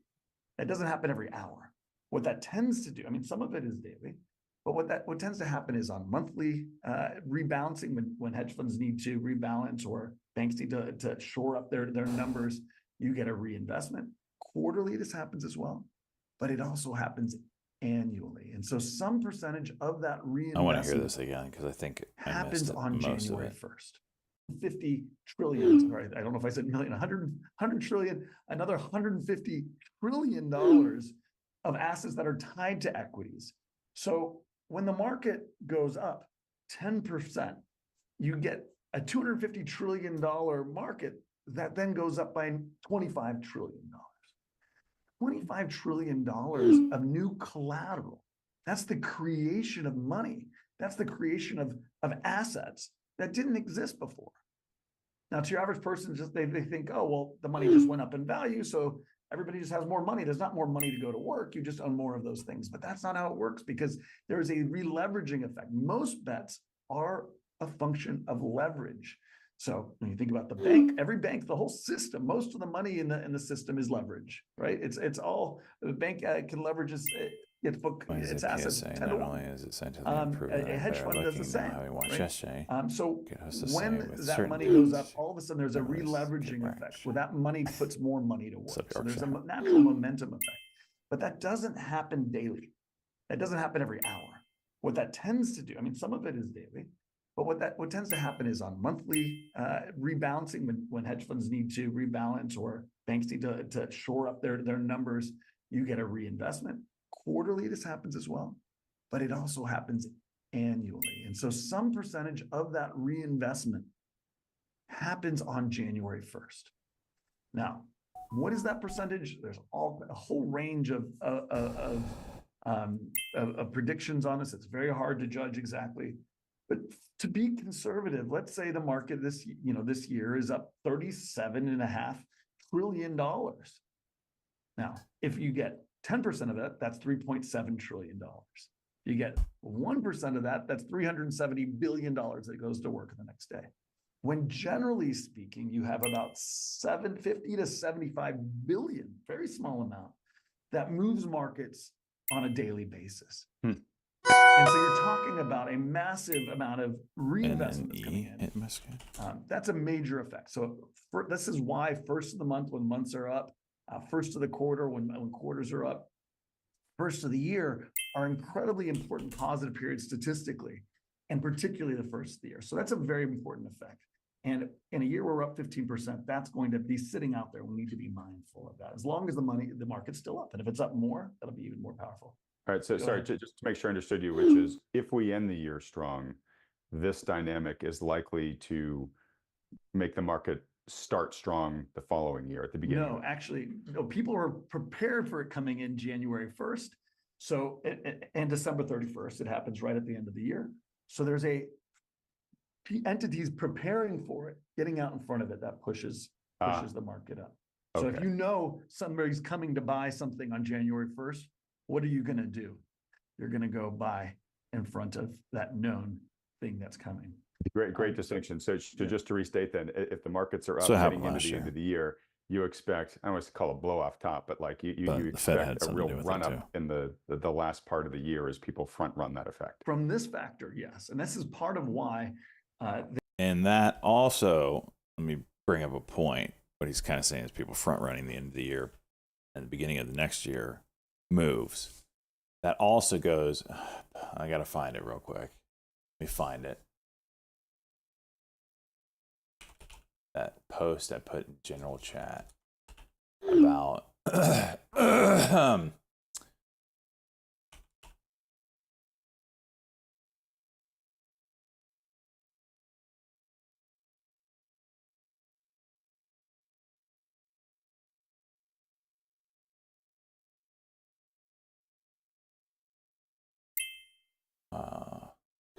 the times that the market peaks or what months it peaks in.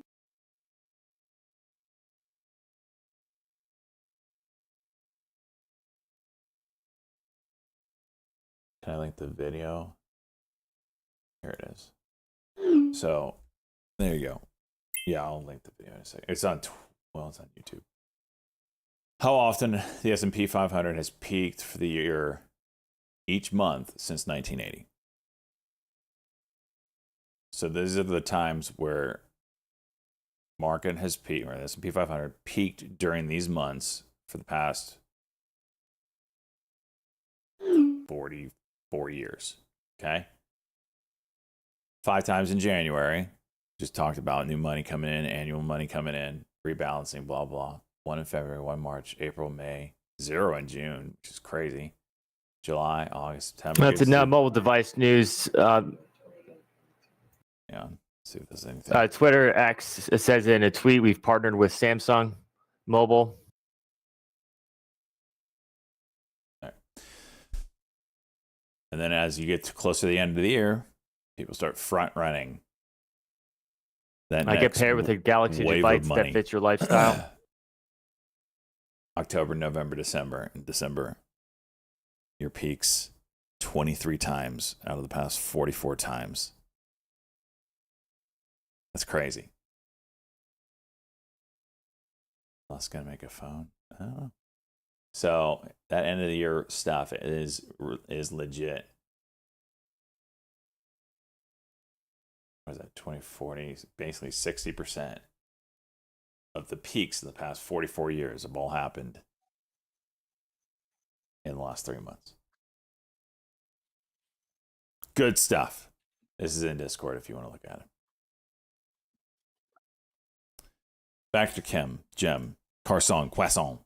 There is a 4-week period, which if you cut it and people, that's right, it is by far, not even close, the most positive 4 weeks or full month of the year is actually the last 2 weeks of the year and the first 2 weeks of the year.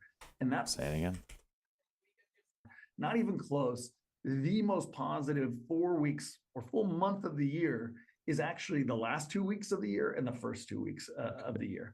And that ticker CARR, Charlie Alpha Romeo Romeo. Sure, seeing the spike in activity, new high CARR. These two things that people, you hear over and over because people have seen the statistical anomalies. They're like, why does this happen? And people, attribute it to magical constructs like Santa Claus and some what other effect, right? But the reason this exists is because of this reinvestment. That is by far the biggest reason. Now, there's other parts to it as well. Okay. The other parts that matter at the end of the year is we have the least amount of what we call volume weighted time at the end of the year, from the middle of November till the end to January 1st. Really, actually, till January, we can get into some of the other expirational effects, but you also have MLK. Those effects, all those days dramatically reduce the amount of time in calendar days. But more importantly, because those are big holidays where people take time off, it also dramatically reduces the volume and the days around it. When you do a volume weighted time, you lose about 35% of time during that period. A third of the time. Why does that matter? All these structured products, all of this of the things that are not just long stock, short stock, right? The market structure pieces, options, all these other pieces, risk assets, are actually also the biggest in December because the December expirations, everything's issued at the end of the year or at the December expirations for indexes or for the January expirations for single stocks. And all of this skew and these things that we call Von and Charm effects, right? So the buyback of all these deltas that are short against what's essentially a carry trade of short put, long call. All of that structural buyback that needs to happen gets accelerated. And it gets accelerated because time moves quicker and vol gets compressed from a very high level. There's a lot of skew, and all of these structural dynamics also lead to a massive buyback of stock in that period. Well, I don't know what in general, they tend to, right? Because of those dynamics. Now, there's always a fat tail out there on these. So you have to understand a carry trade, much like we just experienced, is generally works like 95% of the way in one direction. But when it breaks big, right? So these structural effects are incredibly strong in November and December into the last month and a half of the year, and then again into the beginning of January. And so you pair those with this buyback in an up year, and there is an incredible, lean to which way these flows are going and are likely to go. Right now, again, if the market drops and goes to down on the year from here, and that 20% drop, no, those things will change, right? There's a reflexive nature. The market's up, it's likely to go up. The market's down, it's likely to be negative, right? But as we enter that period and there's more certainty to where we'll be and what's happening, then there's also a chase, right? We've always heard about the chase. If people are underperforming and the market's going up and these structural dynamics are in place, what are you going to do? You're not just going to go get in, but you're going to go try and leverage these odds to try and catch up or to outperform.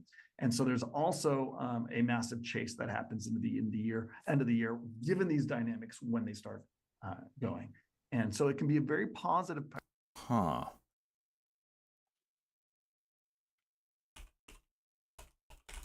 Hang on a second.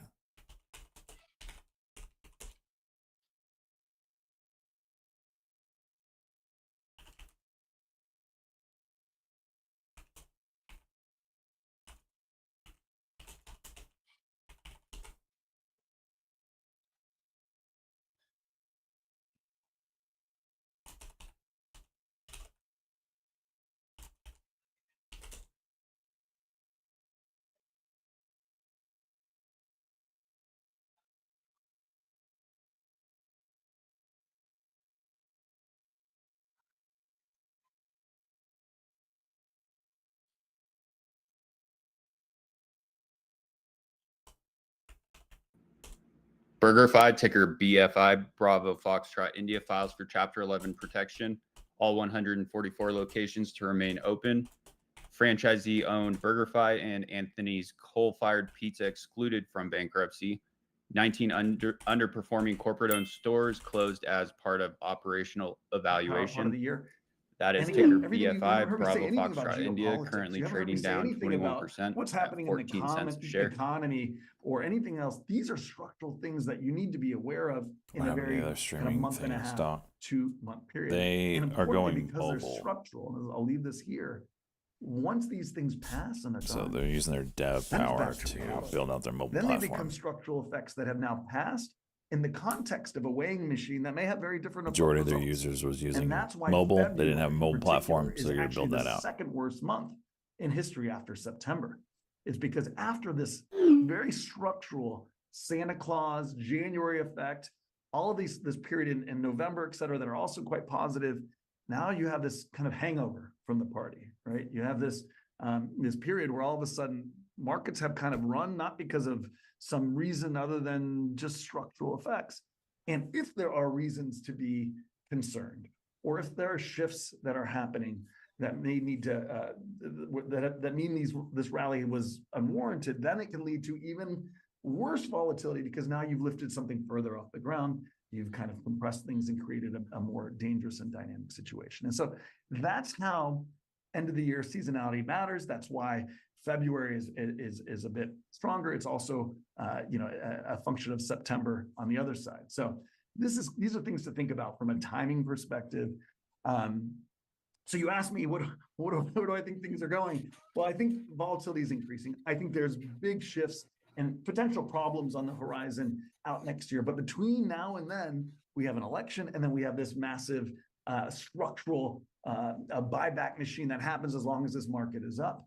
And so we're likely to get some volatility, some relief of this event vol in the November election, and then all these positive effects.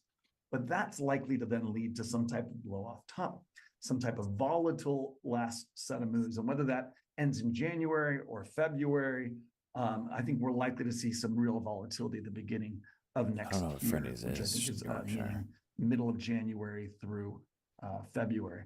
And I think that's going to be a very important moment for this market. And I think we're starting to see some structural dynamics with the AI names and bigger geopolitical issues as we approach that period that are giving us clues that probably sits out there for next year, despite likely a run against that, a counter trend move up that could be quite volatile between now and then. All right. God, that's all. Just gave you a lot. No. You're giving us gold here. Okay, so I guess big takeaway for everything you just mentioned, you would not be surprised to see a strong end to the year. So the next 3 to 4 months to maybe be a little bit more volatile, but could lead, to your point, almost to like a blow off top in the markets. And then as we roll into the next year, heading into February, for some structural concerns, which we haven't really dug into much yet. So I'd love to let you enumerate those if you want to.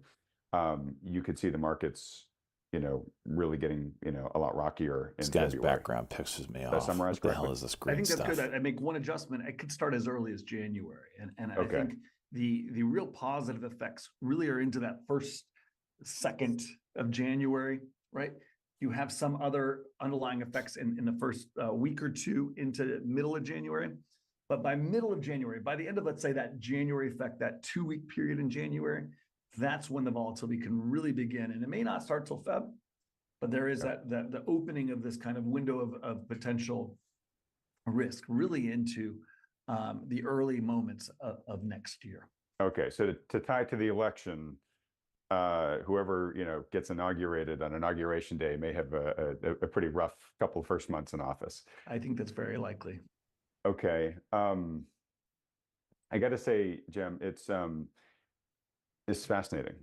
It's almost as if you have kind of a different pair of glasses than many of the folks I talk to. Not on the right or wrong side, but you're just looking at the market in different ways, and the logic totally makes sense to me. It's really fascinating. Let me just ask you one question, and I'm almost embarrassed to ask it because it's such a simple mode of thinking versus how you've been talking about. But I've put this idea out there just to get people's opinion on it, and I very much appreciate yours, given how you look at things. I can see, so you kind of have to buy into the thesis that right now the current administration is doing everything they can just to kind of keep things looking as good as possible heading into the election. I don't think it's a crazy thesis, because I think my assumption is almost any administration does that, trying to get reelected or their party reelected. We're certainly seeing, signs of some cracks, that things aren't as good as we've been told. And of course, if you're looking at the employment data, that's one really, I think obvious area of this right now. So my point is there's a lot of kind of extraordinary efforts being undertaken right now to keep things looking as good as possible. And I think they know that. So let's say that Kamala Harris wins the election. I can see her, team saying, "Hey, look, we can't be doing these extraordinary efforts forever because they're just not sustainable. Better we stop doing them now. Let the froth get out of the market. Yeah, we'll have a rocky first year, but then the dust will settle and we can finish strong, right? We can set the bar low so that Pinterest we can shares gapping down to the clear it lowest easily in years 3 and 4 of our administration. Look good coming into the next election." If Donald Trump wins, I can easily see the Biden-Harris administration saying, "Well, screw this. We're not doing anything. We're going to let this whole thing just, whatever. It's his problem now," right? And I could see Trump saying, "Fine, yeah, I get to blame it on you for the next year and a half, and then it'll set the bar low for me, and then I can finish strong in years 3 and 4." This is a much more sort of human, logic approach. But what do you think about this? Is that just too simplistic logic, or could that be a factor here amidst the other things that you're talking about? Internet I think you're satellite touching on constellation some very important Starlink. I'm going to zoom out for a second and add some color, some actual numbers to a couple of the things you're talking about. If you look at election years going back to 1928, so a long, big data set, people always point to it and say, look, the average performance of the S&P 500 during election years is 12.5%. It wins 75% of the time, I think is about the stat. Very positive historically. But what people don't note, and I think this is very important, is if you take, this is not cherry picking, by the way, you take the periods that, the one period, I guess I should say, where it was very populous during that period. What is the most populous period during that point? This very important 62 to 82, that 20 years, right? This period where we really had a lot of the only period we have really secularly increasing interest rates, a period where we have the Great Society program, and we have a significant amount of protectionism, global conflict, a lot of things that you could argue we're seeing now, which is our opinion. if you take that one period, and this is really interesting, and you look at all of the elections that happened during that period. So we have, we have working backwards, we have 1980, we have 1976, 1972, 1968, 1964. So 5 elections. Every single one of those was up double digits. We shave your head. And the average performance of those was 21.5%. I don't know. So we go from being a slightly positive, 80, 90 years, 190 years of history relative to history to an incredibly much higher. And if you take that 20 years out, the average period, the average performance of the election is actually only 5.5%. So it's actually way under. Why am I pulling that out? I mean, that seems kind of odd. Well, what happens during populist periods? Well, if you look at the elections over that period, you switch presidents every single time except once in Nixon. And Nixon actually seems over that period, you switched presidents every single time except once. Why am I pulling that out? I mean, that seems kind of 90 years, 190 years of history relative to history to an incredibly much higher. And if you take that 20 years out, the average period, the average performance of the election is actually only 5.5%. So it's actually way under. Why am I pulling that out? I mean, that seems kind of odd. Well, what happens during populist periods? Well, if you look at the elections over that period, you switch presidents every single time except once in Nixon. And Nixon actually got kicked out, right? Because of, again, very confrontational. People are unhappy with government. The average person feels like the system is unequal and hasn't been working for them, particularly the youth and who has been labor for the 20, 30 years leading up to that, and are frustrated by the way the system works. Does any of this sound familiar? So you had a constant back and forth and changing of elections. And because of that, because they're very contested, you have these administrations trying to juice the market into each election and succeeding largely for that election. Okay, we saw this again and again. We saw it with LBJ. We saw it with Nixon. We saw it with Ford. We saw it with Carter. We saw it, all the way up to Reagan. So now let's back up. 5-minute SMMT. How did markets perform? High day if above. you think about that, we have 5 years. Each one was an average of 21.5% up. Each one up more than double digits in an election, like incredibly positive data set. How did the economy? How did the market? I apologize. Do from that during that period though broadly? It's the worst performing market in history over a longer period of time.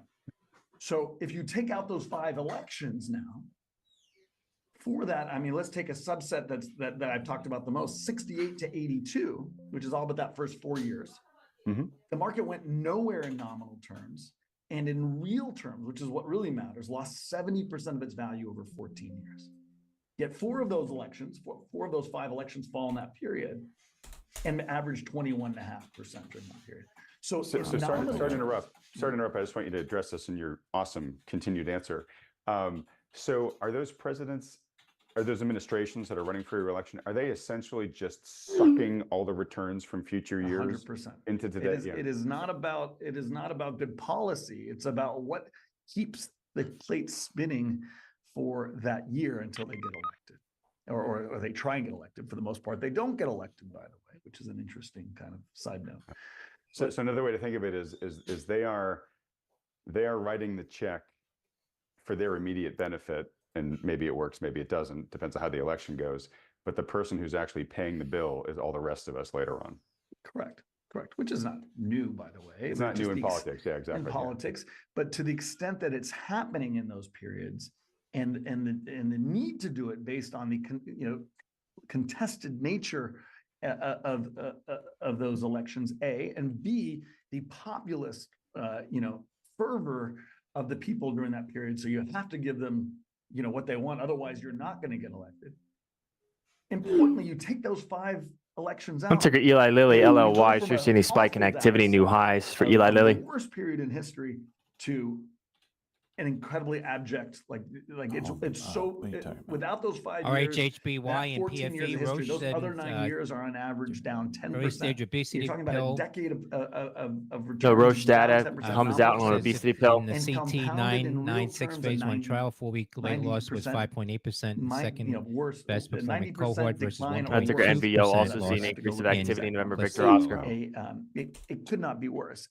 And the consistency of That's the elections in RHHBY. that period and the size and scale of the success during those periods relative to how poor that period is Shares of otherwise Lilly spiking on really that awesome. 914.10. It's hard to explain other than this simple fact. And I would argue, and this is a weird coincidence, maybe not, that in 2020, which I would argue is one of the first really big contested elections, Marco's up 21.5%, right in line with that average.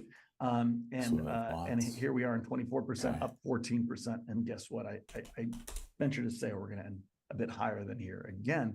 In the context, much by right the now, way, which is kind of shocking. 22 was awful, right? And if you go from 20 to 24, how's performance been in real terms? This market has gone nowhere in real terms. Based on just 6 Maybe even patients, you I could just argue find decline that's- based on several different metrics. Wow, fascinating. All right, well, thank you. Now I feel a little smarter in spite of myself, and also a little more depressed. That yes, indeed, this is the pattern of history. All right, well, look, I want to get to the things that concern you most about why things could go wonky early in the next year, and what you think the big issues to drop may be. Real quick, we are making the assumption, at least at this point, that the market does end strongly and has that ramp up right at the end that you're expecting. Just to make sure I understand, let's say the market let's say it's trending downwards heading into mid-December. Do the factors that you mentioned here, the massive reinvestments, the releveraging effects, et cetera, do they then work in reverse, or are they softening any downward movement in the market? So it depends on the size and scale of that decline. If it will decrease with the decline between now and then. So let's say by mid-November, if this market has gone from up 15% to up 5%, let's say, then we will have significantly less effects in December, right? But you would expect still positive effects, but just much smaller? Well, there's several effects, right? We're kind of generalizing them, but the reinvestment effect will decrease meaningfully. And if, by the way, if it's down 10% by the time we get there, then they'll be negative. That part will be negative. But this vol passing, the vol compression, this high skew and structured product, that pulling forward of that buyback will still be there. And you could argue might even be bigger because the skew and vol would be higher and there's more effect. So there's multiple effects.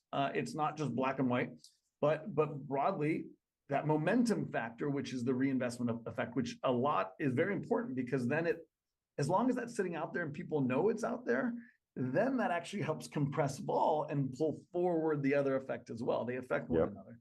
So the more that pulls off the table, the more likely there is to be expansion of volatility and less odds there are of that buyback. So important to watch. This is not right now telling you up or down. This is not much of what we talk about. It's multidimensional and it's true edge. Get on it, Yorkshire. Go win that shit. These dynamics so you can react accordingly as the market follows the if-then of these if-then statements. But sitting here right now, we have to see what happens first to figure out what the next part of that node of that decision tree is. That said, so right now, this is the time where volatility is here that you'd expect, where the real risk in the market lies, because we're still a bit further away from that. And between now and the election is really Noble Financial reiterating their outperform rating and $2.60 price target on Comstock, Lima Oscar Delta Echo. All right. Well, Jim, we're talking here in relatively early September. If we can just kind of make a date now, let me invite you back on the program mid-November-ish or so, if you have time in your schedule. Would love to get your update then, once a lot of the uncertainty has been removed and you have a much stronger sense of where we are going into the end of the year. I always love having these conversations. I'd be happy to come back there. All right, fantastic. Because I just had to interject that because I'm sure that was on the minds of everybody watching as you were speaking there. Okay, so let's two main last things. Then anything else The you one want you to just talk posted? about? As Yeah, we right. begin to land the plane here slowly. Let's talk about those shoes that you think may drop early next year. Like what are you most concerned about when you talk about the fact that we may have kind of a bumpy ride to the start of the year? And then lastly, given everything you've just told us, what counsel do you have for the regular investors watching in terms of how they might be able to play these end of the year dynamics? And then, I'm presuming assuming things are playing out the way you think they will, what you think they should do going into the start of next year. And I'm going to assume you're probably going to say get pretty defensive for that answer, but I'll let you answer that when we get there. Absolutely. So it's no mystery or that the economy has been slowing, right? It's been gradually happening for some time. We originally had early this last year, some speculation that we might go into recession early in the year. And then the Fed brought forward pretty dramatically and surprised the market last December with this prospect of 6 cuts. And the second they said that, what happened? The curve adjusted, right? And the cost of money got cheaper. It's not like the market had to wait for those cuts. It priced those cuts in. And the pricing in of those cuts provided a very quick, big stimulus to the market. Sorry to interject, but which is amazing because, we're coming up on 9 months more, 10 months after that. They got this basically free effect in the market and they didn't have to do a darn thing. Correct. And that's the beauty of, the bully pulpit or whatever you want to call it of the Federal Reserve. It's their speech matters more than what they actually do. Because once they do it, the market's already been priced in. And what matters to liquidity is not the Fed funds rate. It's what the 10-year is doing. Really. Yeah. And so they had an incredibly positive, and I would say asymmetric effect on the economy late last year into early this year. Company CEO.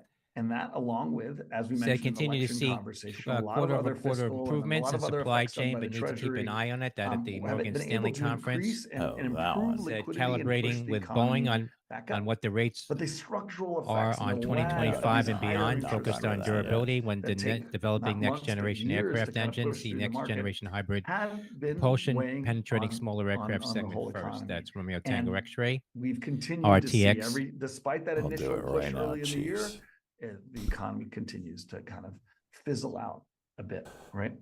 And importantly, it's not just the U.S. economy. The U.S. economy has been keeping everything up, right? The U.S. economy is the one global economy that's really kind of allowed the things to, the game to keep going. China's been in an awful state, obviously. We can get to some of the other geopolitical things tied to China as well, which I think are important post-election.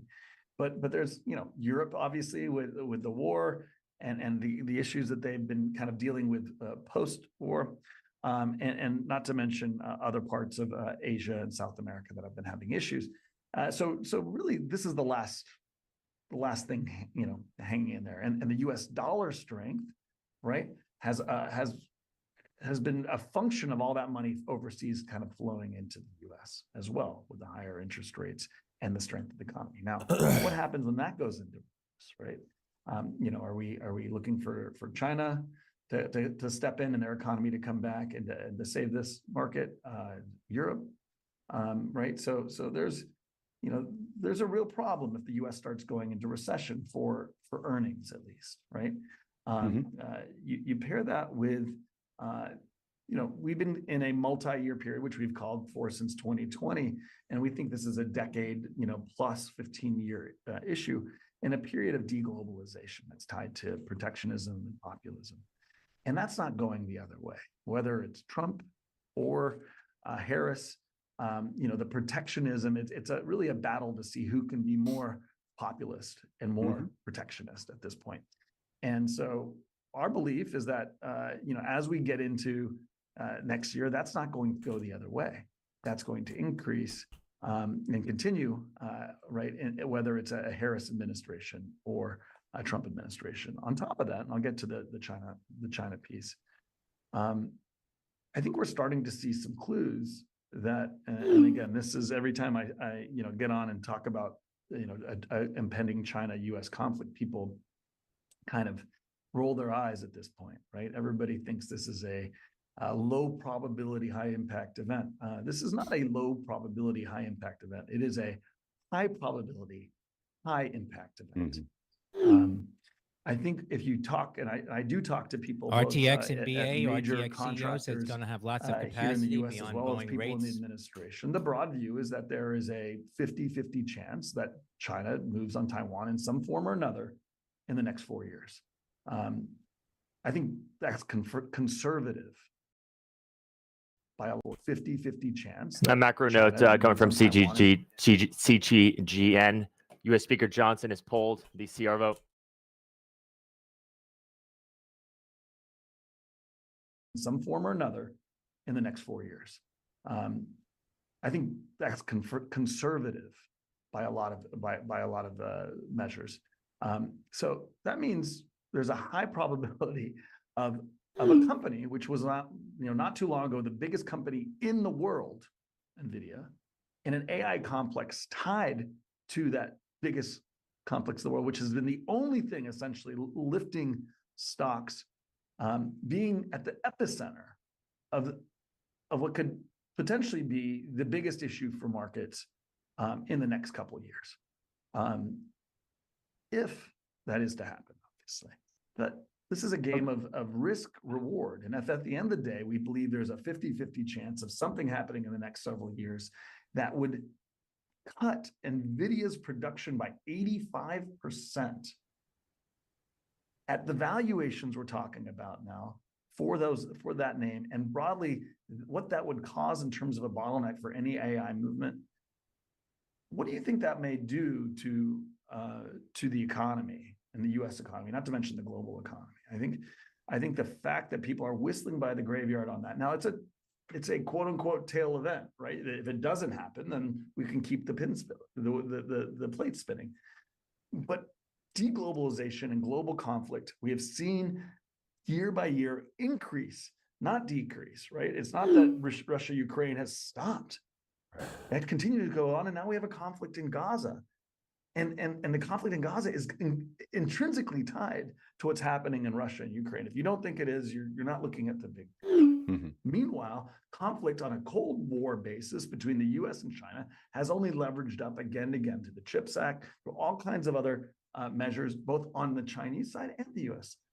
And so we were talking about this 2-3 years ago, and people were worried. People are kind of, again, whistling by the graveyard. I think one of the biggest issues that's sitting in this market underneath the hood right now is what happens after an election. If, by the way, a Trump administration gets elected, and I think if you saw the beginning of the decline recently, by the way, it was the Wednesday of expiration in July that things really started to wobble, and what got hit NVIDIA, what kicked that off? Nobody's talked about it, but it was Trump simply saying on that Wednesday that if Taiwan, right, wants to any help, they better start paying for their own defense. And now we won't go help Taiwan in that situation. Again, people will think I'm crazy in saying this, but the beginning of the NVIDIA decline, if you go look at it, is marked by that day and that comment. And I think the pricing of risk in those names has not been priced in appropriately yet. And I think the markets are pricing it in a bit more as we go forward here. And if that continues, given the risk that potentially exists there post-election, I think that's one also thing to think about outside of just the global economy and the building recession and earnings issues that we're seeing. Okay. All right. Well, that is a very big risk factor should it actually come to materialize. Just to be super clear, when you talk about a worsening China-U.S. conflict, is it more of the Cold War, trade war flavor, or do you actually have kinetic fears? They're both on the table, right? And they both matter. Which one do I recommend for noobs? Elements we continue to see and continue to cause. What are you trying to trade the news? the Chinese economy. If you're trying to which trade the is news, affecting, the only one that global really matters trade, is as well as I believe whatever one eventually allows will you to get the affect, high beta you know, squawk. So I we're think you all have to get the one with connected. the We've all squawk benefited service, from this and globalization then effect. And I the think in add-on US, it is will high continue beta to be an squawk. inflationary factor more than anything. But it's really the connect piece. Having beta that check a is less is smooth, key. less Old you know, more Benzinga the squawk kinetic used to be as powerful as beta chuck. Like normal Chuck used to come on and say something and a stock would move or is moving. And now it feels like maybe it's just transitioned. Chuck tends to, occasionally he'll put out a banger, but he just tends to call out market moving events, not necessarily high beta events that are moving a particular stock, if that makes any sense. So high beta squawk is the gem. piece can become very, very tail. That's in a the good market. call there, And down by pricing law. that in, the way markets price in these things is probabilistically times magnitude. And if we think there's a 10% chance of something and it's a 50% decline in NVIDIA or 70% decline in NVIDIA, depending on how you look at it, okay, that's a 7% correction in the price. But if it's a 50% probability, and we're talking about a 60, 70% decline in the market, all right, we better get a re-rating of 35% in order in the short term. And that's kind of some of what we've been seeing. Again, I'm not putting all of our eggs, and the reason for a decline is because of The this volume factor. But it spike. is something incredibly important see that we follow need to through think on about, given how important the AI space, and particularly NVIDIA, has become to this market, and not just the US market, but the global market. Yeah. Okay. I want to talk about AI in just a sec, but real quick, your second trend there, deglobalization, protectionism. Do you then lead from that to say that's going to have a secular inflationary effect going forward? It already has, and yes, I think The hell? the deglobalization effect is the biggest inflationary pressure that we see, not just because of what it means in terms of not being able to import cheap goods anymore. It really creates a lack of labor supply broadly, and we are now limited in the U.S. and the developed world by people who are That's the real disjointed level, from the pricing of the market in terms of what they demand, in terms of producing our own means of production. We have an older and more expensive labor force, and it's just if we S&P want to have futures those people popping do the here. work, it's going to be more expensive. Right, and the labor issues we've been seeing. So we look at unemployment and we say, oh, unemployment, like, Okay, it's not that bad. Things have been great. Well, but the problem is what kind of jobs are we adding? We're adding low-end jobs that were once going to China in a lot of ways. And then we're getting, and the higher paying jobs are actually declining. And so we're getting a lot. This is the rebalancing we've talked about. We've had a massive populist push because there haven't been the ability for certain people to get ahead because manufacturing for 40 years has gone abroad. And this is what, this is why Trump is talking about rusted out cities in middle America, and why the Bernie Sanders and AOCs of the world are saying the same thing. It's popular because it's true. People on the bottom, and particularly the youth, have underperformed for 40 years. But if we're going to fix that, if we're actually going to address that, if we're going to put up walls and say, okay, we're not doing this anymore. Electric Children's Place, PLCE, Papa Lima, Charlie Echo, share seeing continued heavier activity, new highs. No company did report. PLCE. And the flow of money dramatically reduces as well, which is a hard game for the Federal Reserve to manage. Right.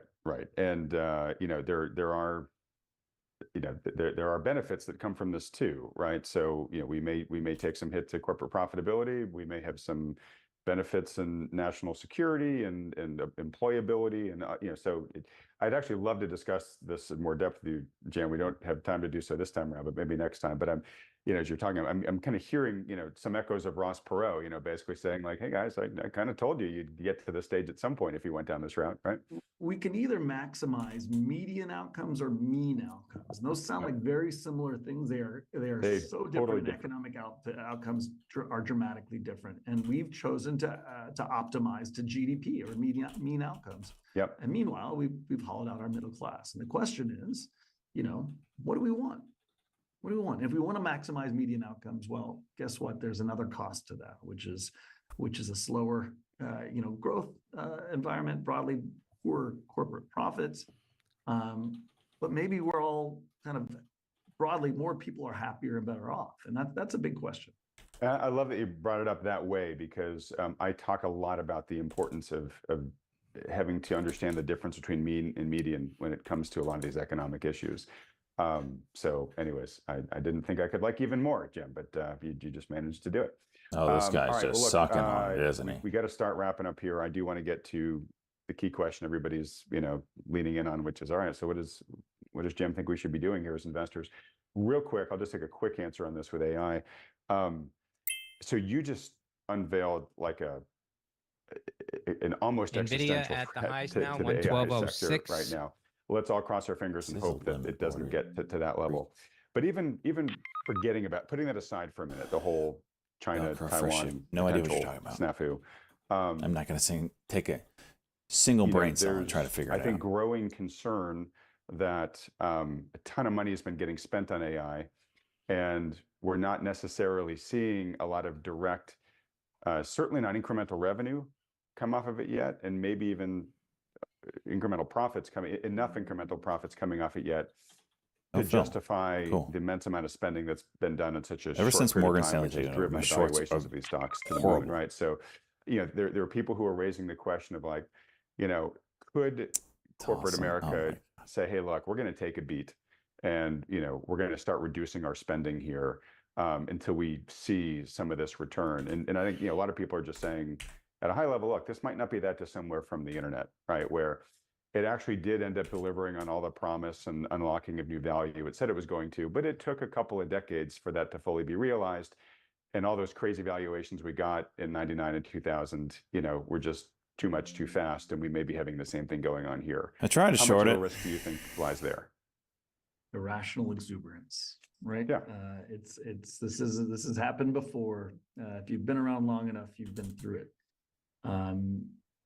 Did the internet matter? Yeah, the internet changed everything. But did that stop the tech bubble from bursting? And for 97% Relic 34, let's go. From going bankrupt? No.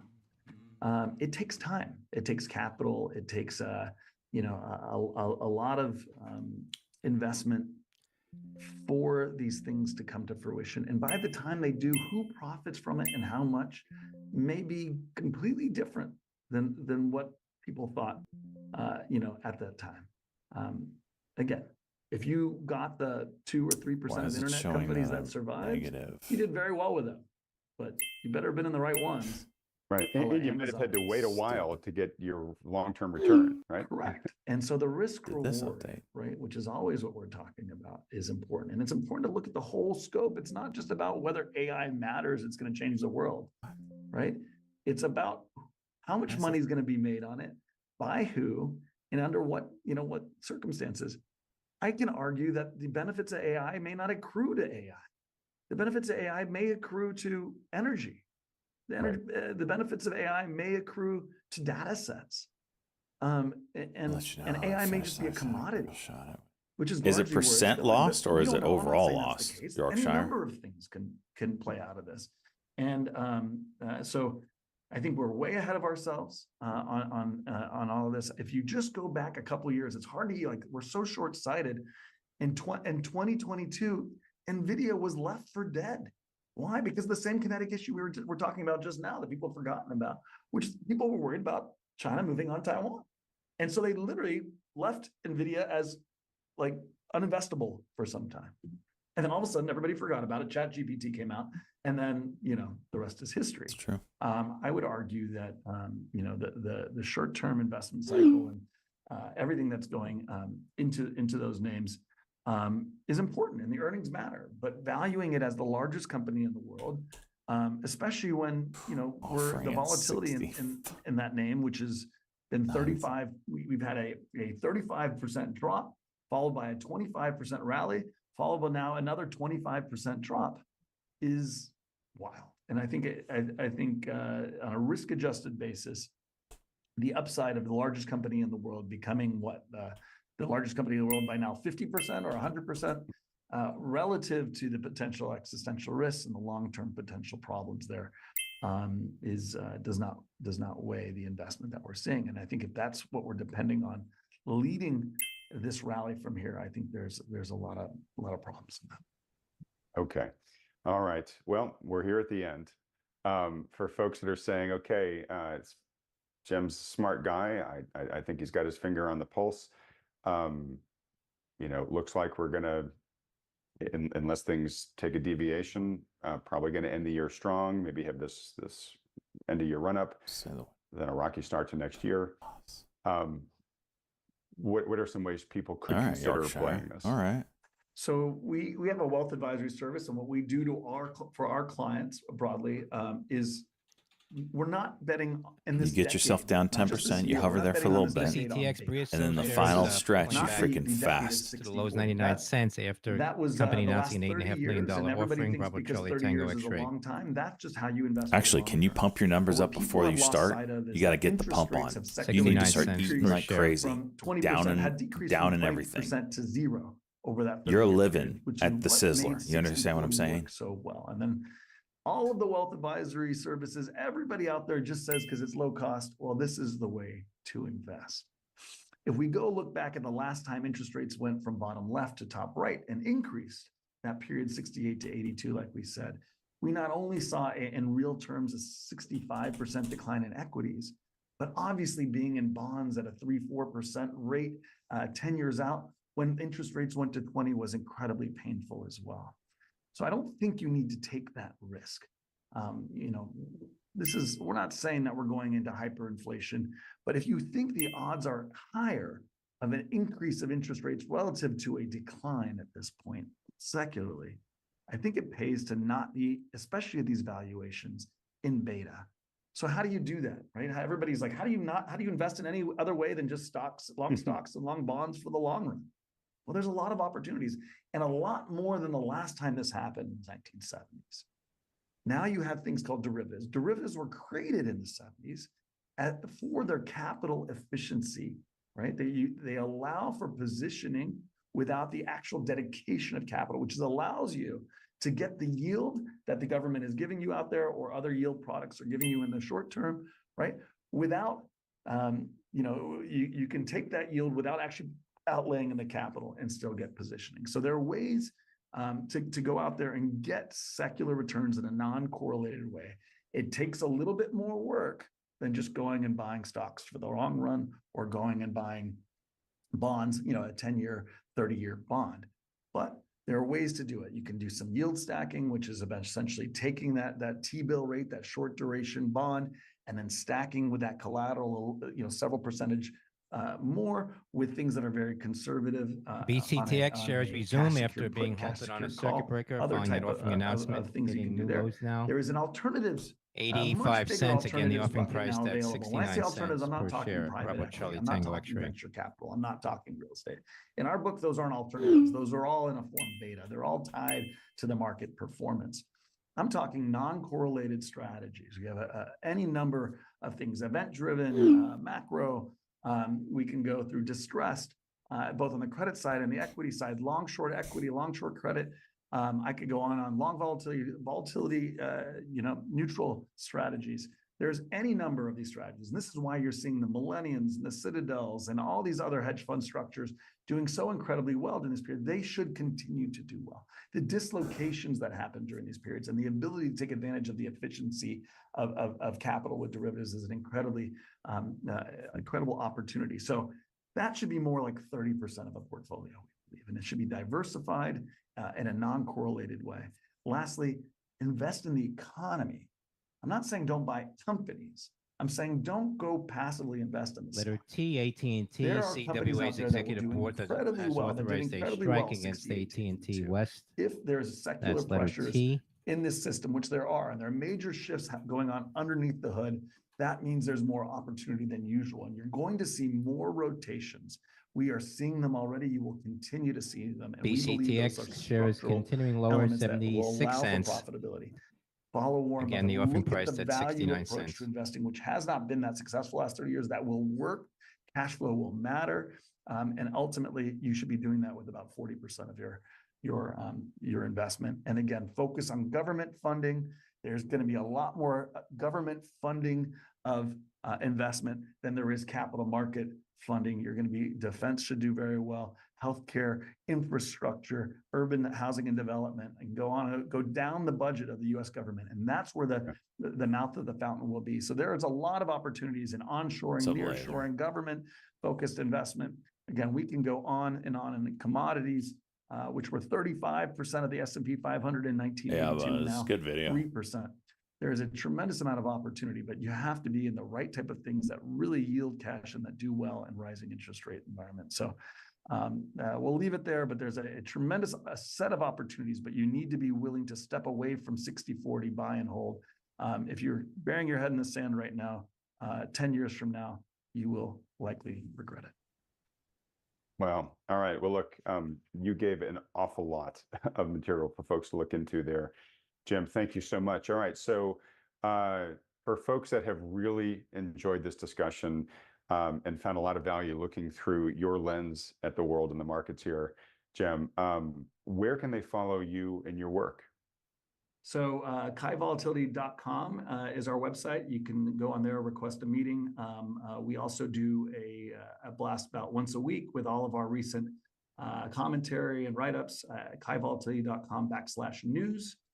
You can subscribe on the website and of course on Twitter/X at jam, JAM_croissant. For our French speakers, you can follow me on there. We usually like to post once every couple of days. Great. All right. Jem, this has just been wonderful. Hey, when I edit this, I will put up the URLs to both your website and to your X Twitter handle up there, so folks know exactly where to go. Folks will also have the links in the description below this video, so you can get there with one click too.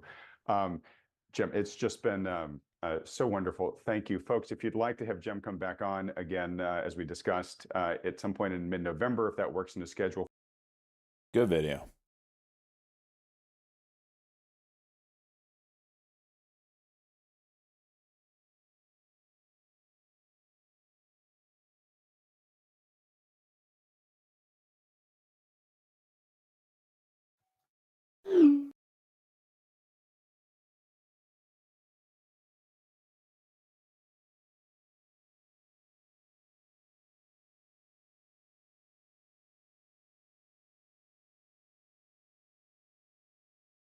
Got a little 5-minute cuck and go potential.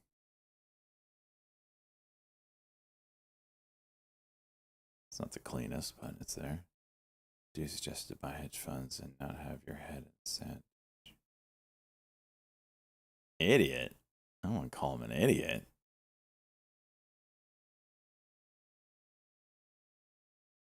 Yeah, there was a lot of sucking going on.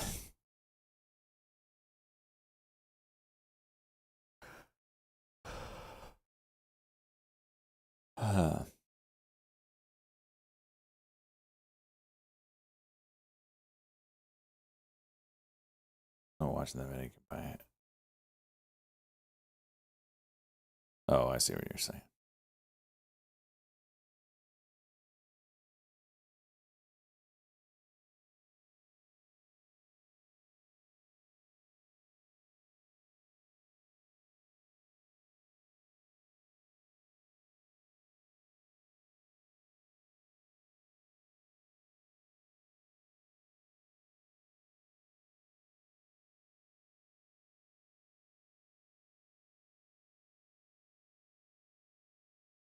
Over 20.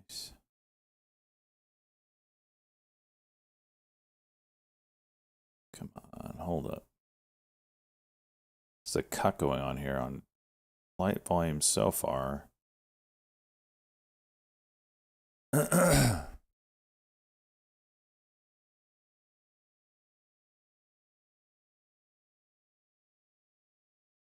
there it is. All right.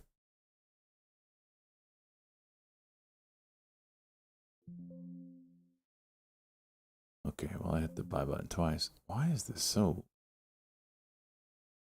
laggy? Good God. There we go.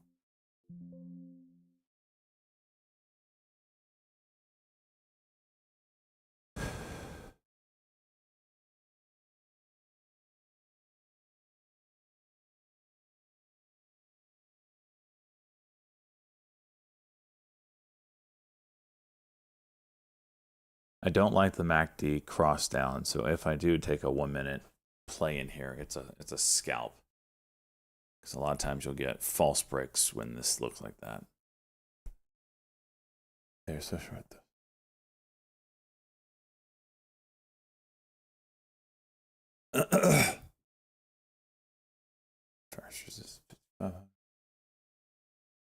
Buzz, someday I will understand how you know these things by looking at that. I know it's there. I just got to spend some time on it.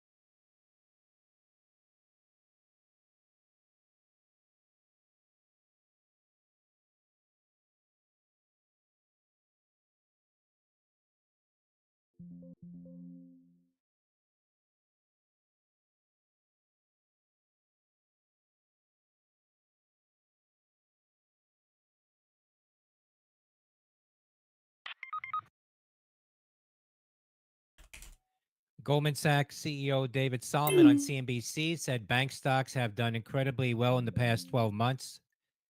What just happened? No macro note. Solomon says he is in camp for soft landing. Oh, really? Solomon said environment is actually okay for bank activity, places where it's accelerating.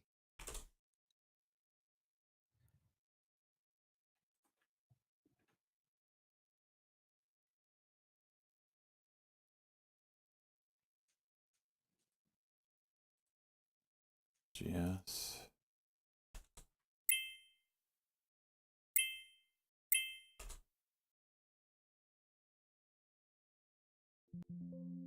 What is the noises? I'm not doing anything.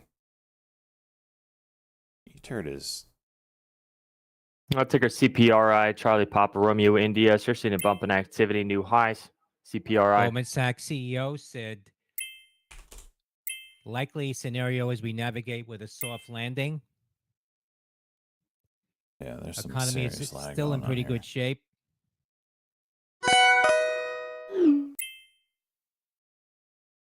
NNE coming up to this 1158 level.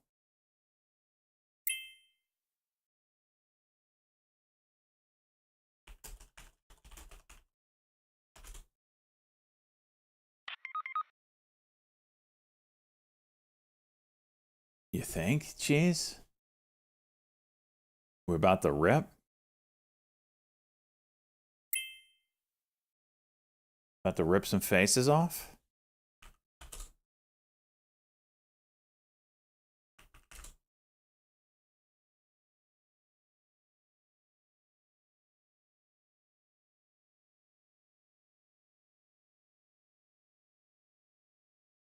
Mullen, penny stock popping here. Michael Uniform Lima November up 23%. MULN. MULN, Daily Cock.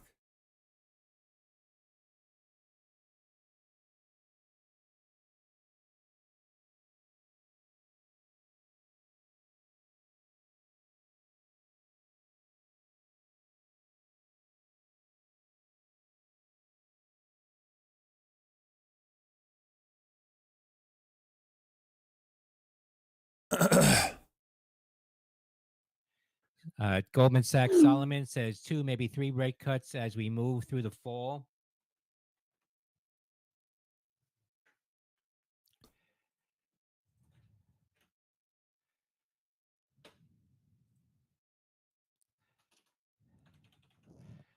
%2% Green Day, huh? All right, well, put an alert there.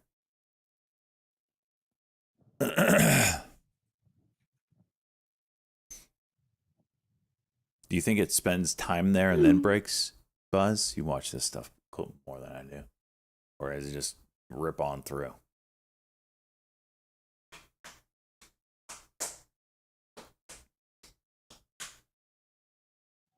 Solomon said best guess is 25 basis points, but I think there is a case to be made for 50.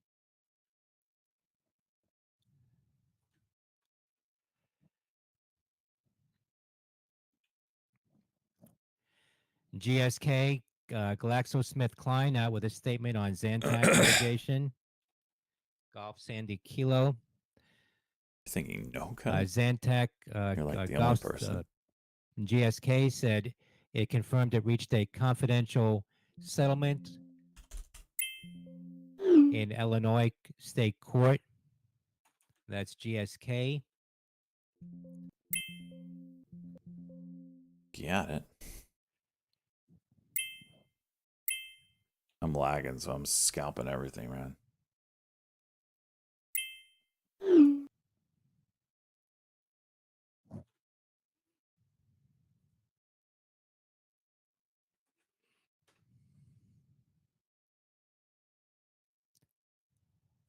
No. Jesus.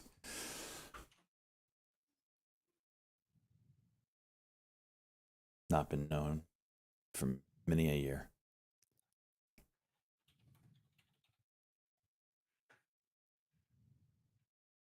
Rightfully so, because if I found out what he looked like, I would come and pummel him to a pulp. The amount of stress he causes me on a daily basis with his freaking coats.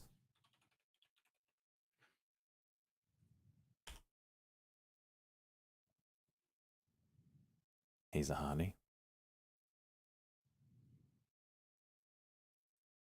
Kidder, those words are only meant for me.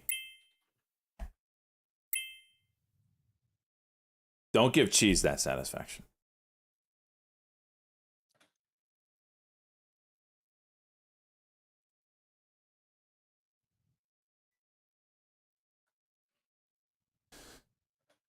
There's plenty of pics of you in Discord. Yeah.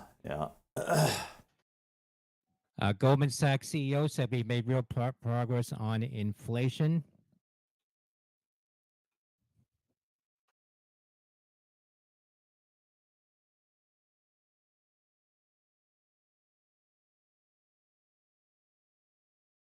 Load up.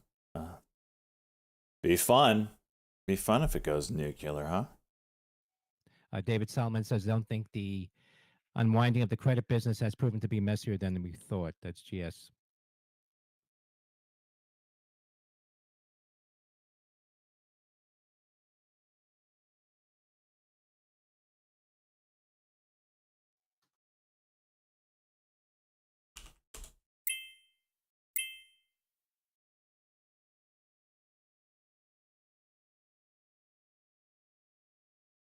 PLCE, nice pop.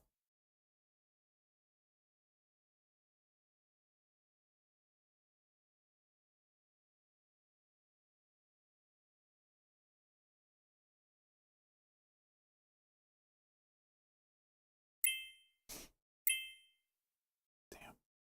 Going for 10.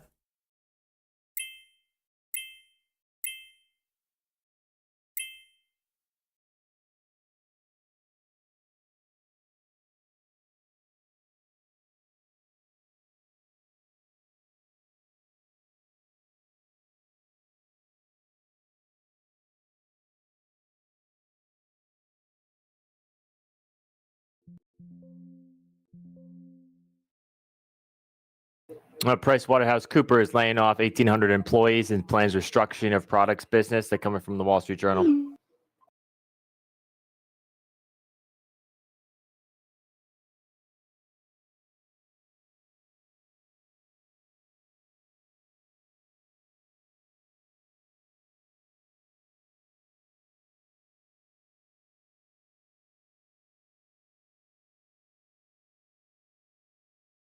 Oh yeah, this is totally gonna go.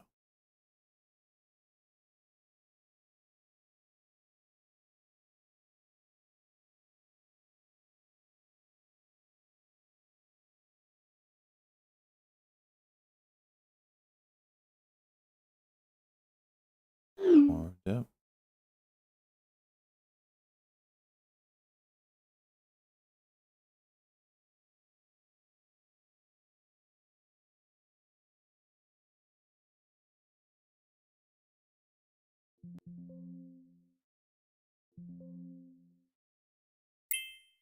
Tap 10.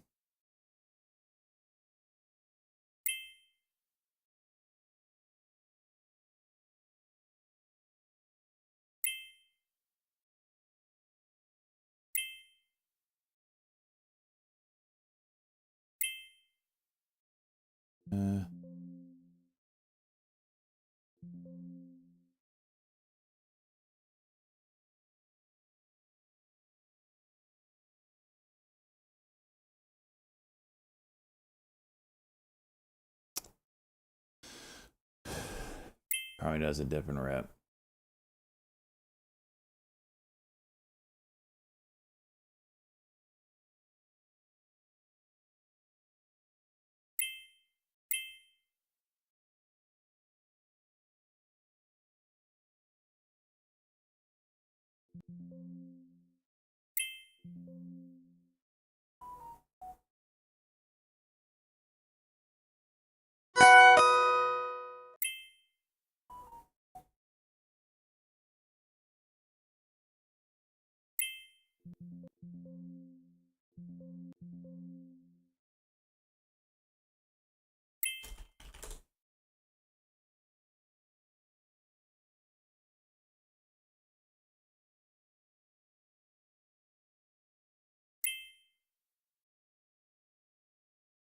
Really interested in this 1157 level.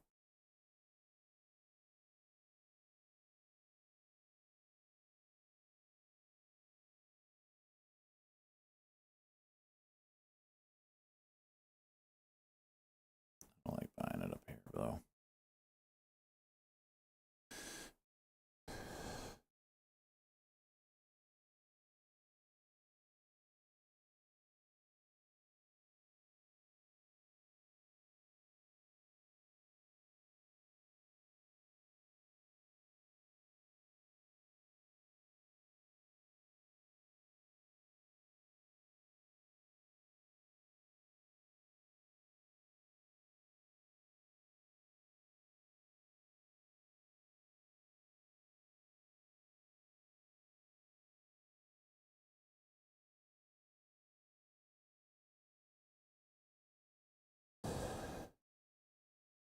PLC pulling back a little bit.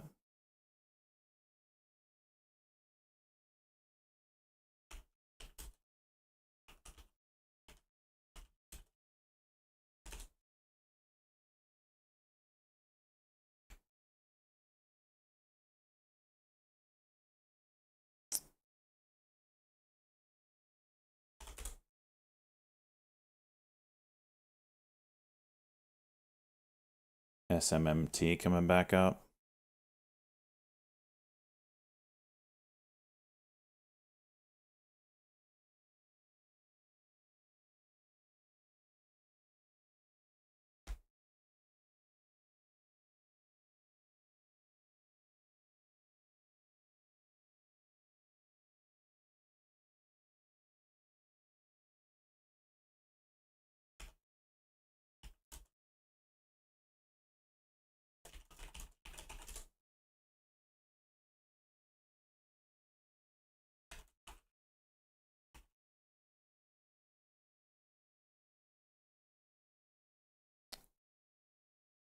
TLCE pulling back deeper. Damn. SMMT come back up.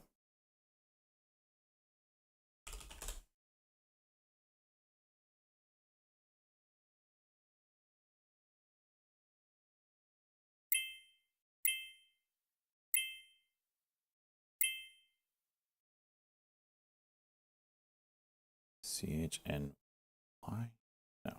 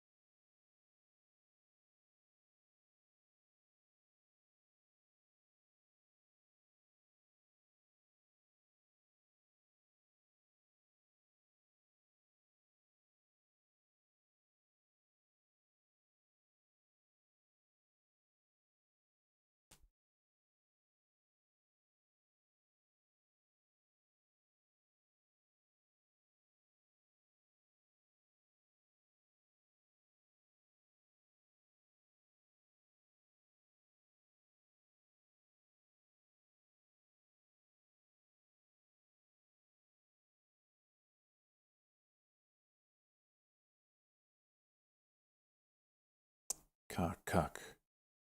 It's good. It's good.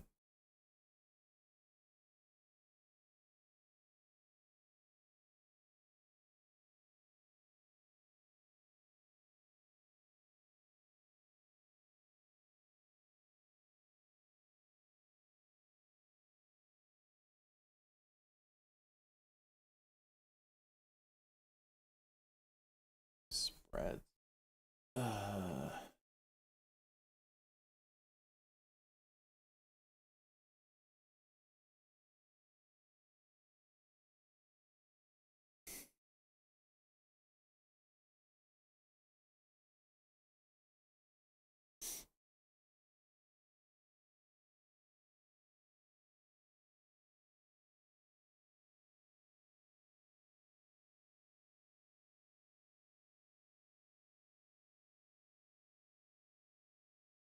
There's a wall there. It tapped it somehow?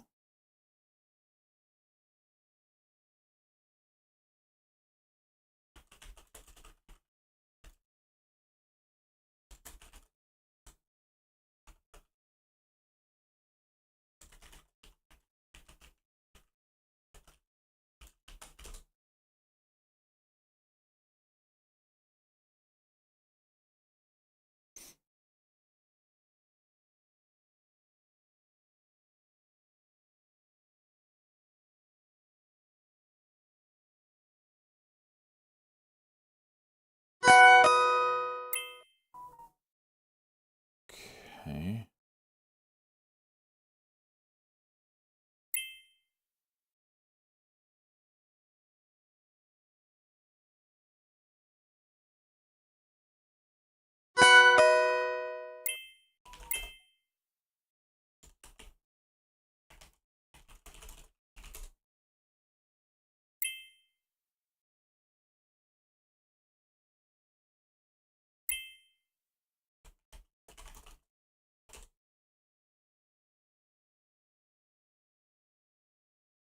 Okay.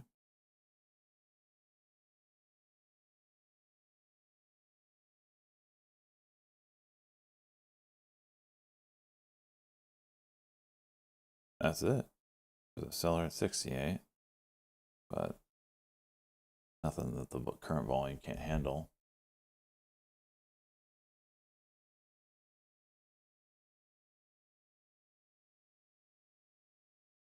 Mm-hmm. Mm-hmm.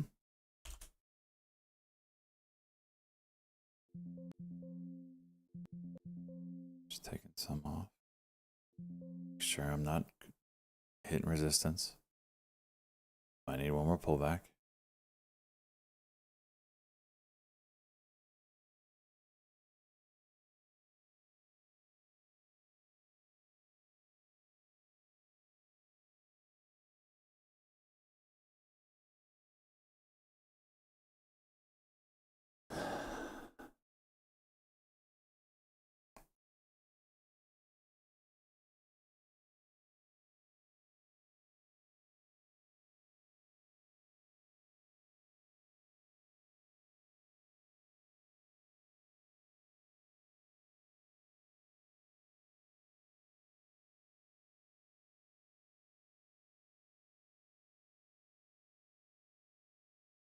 Damn.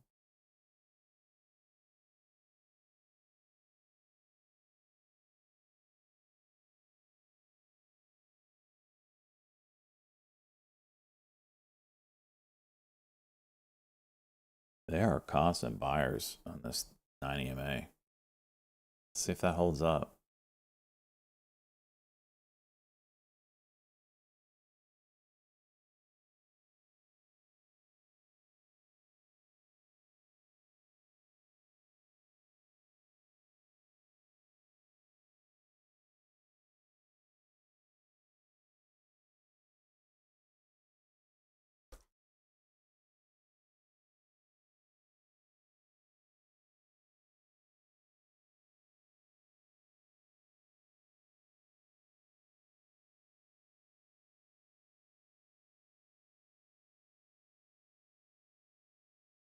That's a little concerning.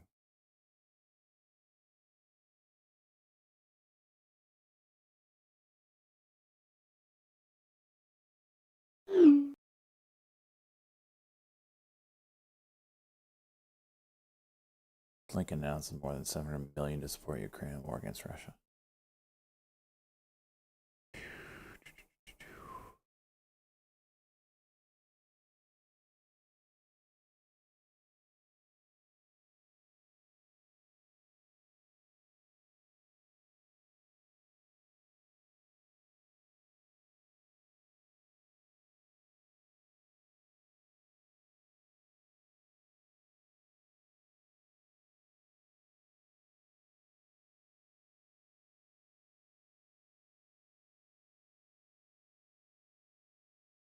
PLC.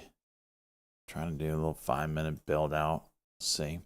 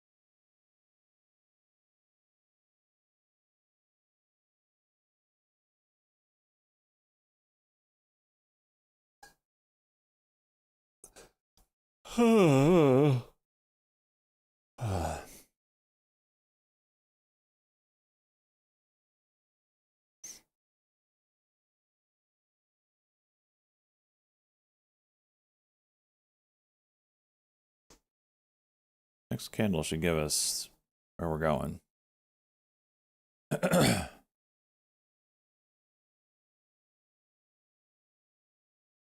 VIX under 20.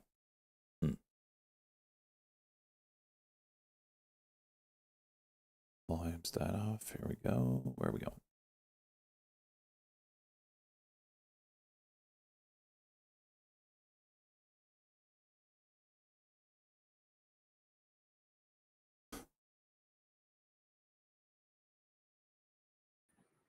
U.S. Secretary of State Blinken announces more than $700 million to support Ukraine in war against Russia. Funding includes $325 million in energy assistance and nearly $290 million in humanitarian assistance, according to a statement. Of course.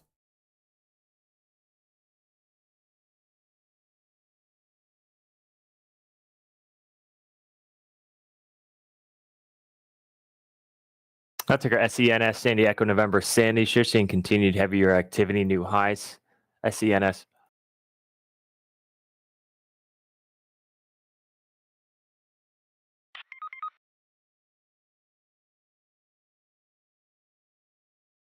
Really? Jeez. That's scary.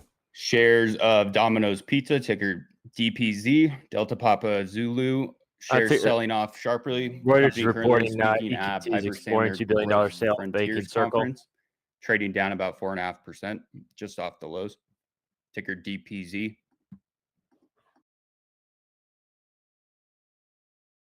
Today has been a grind, man.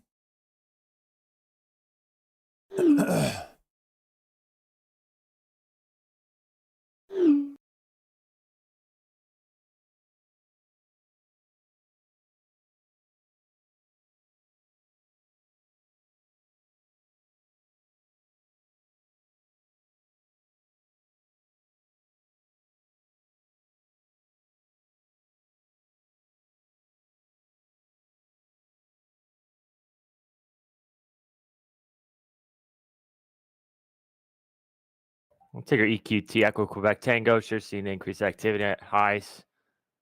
The Reuters report.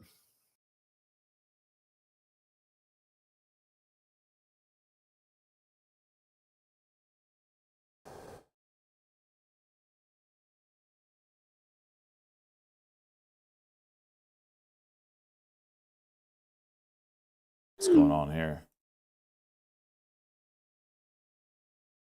Is there news on ASTS?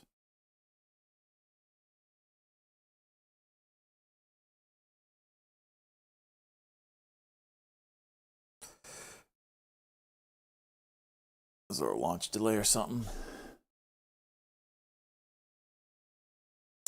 So yeah, so those that didn't hear from yesterday, we talked about it. Stonks.com is building out their mobile platform. And while they're doing that, they don't have enough devs to keep up the streaming side and build out the mobile platform. So their internal metrics have shown that most of you all connect to Stonks.com via mobile experience.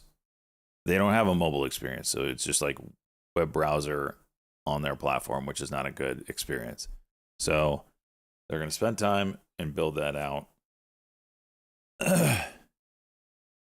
If the launch on mobile goes really well, do they even bring streaming back? I don't know. But they're building out the mobile platform.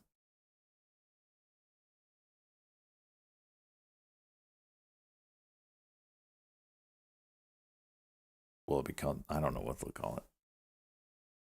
The website is still up.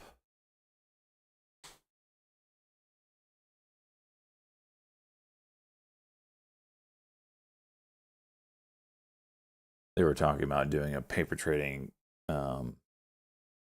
competition, group competition, with like $100,000 prize pool. I mean, it's crazy stuff like that.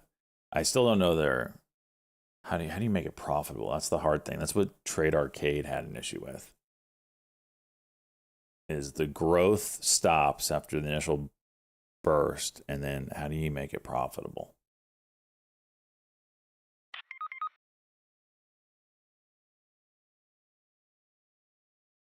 I have more tickets than you.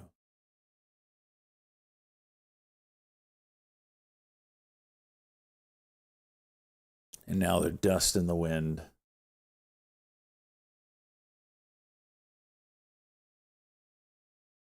Trey, he retired from streaming and he's spending time with his family, and he runs his website.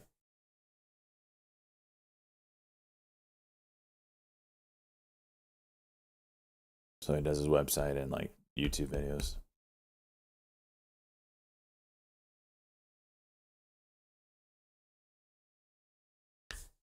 What's the website? I don't know.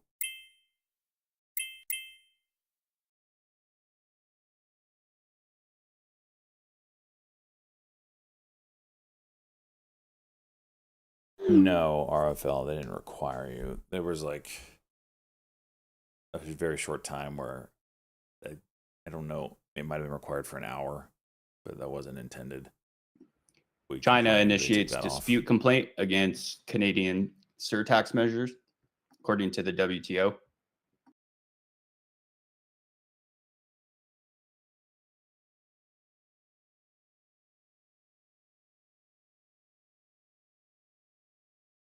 This thing is just grinding up.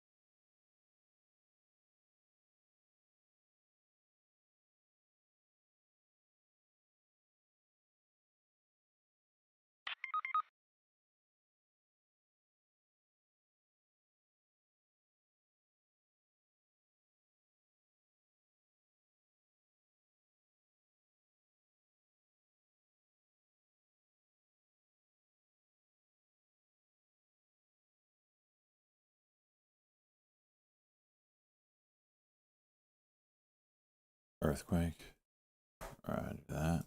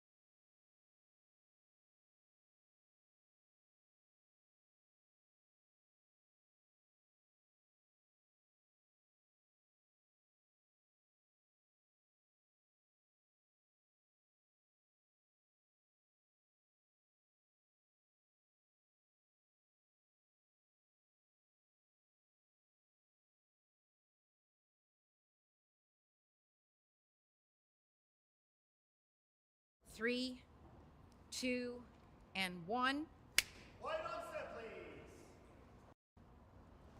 Yes.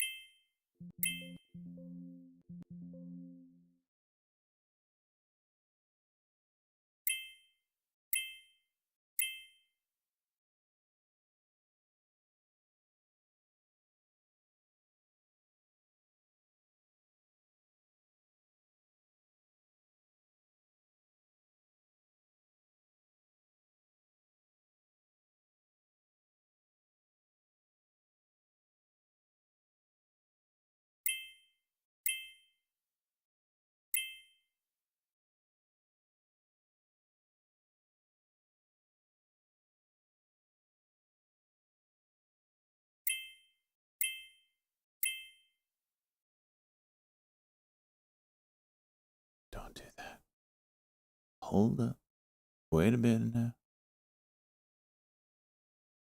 Got the cross. Don't start smacking that. Don't.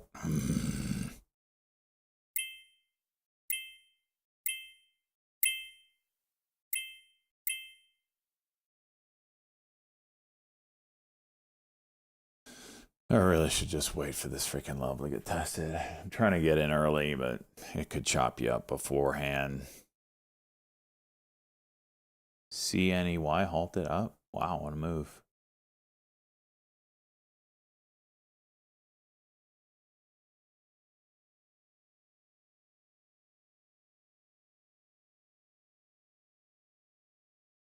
$0.20 spread. What is this?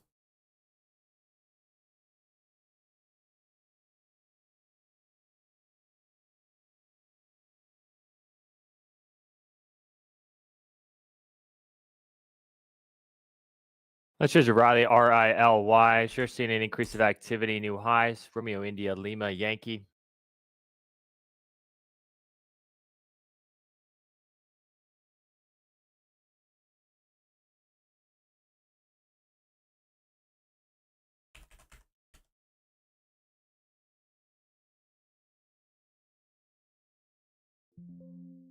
See the front running immediately.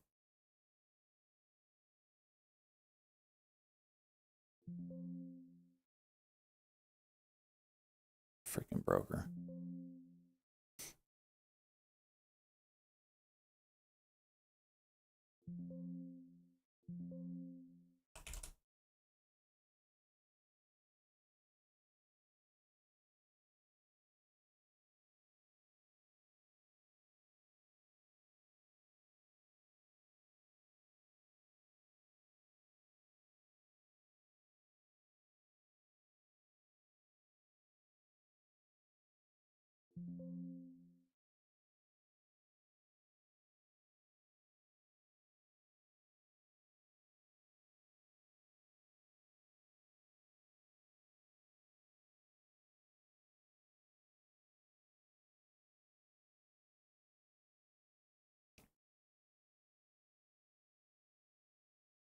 Getting a cuck here.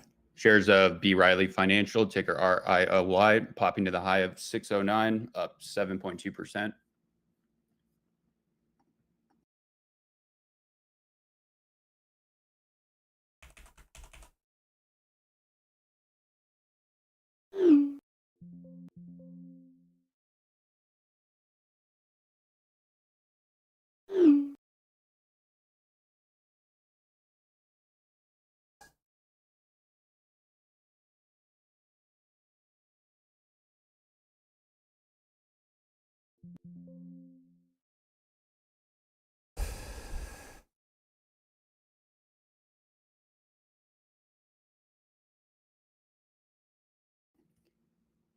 Do nothing. CNBC final trades.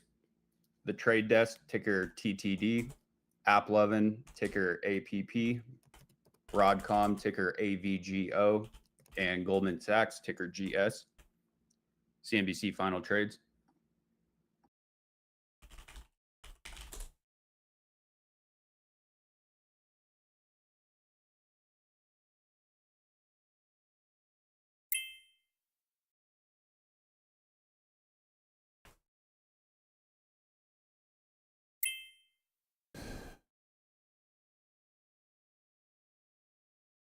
Huh?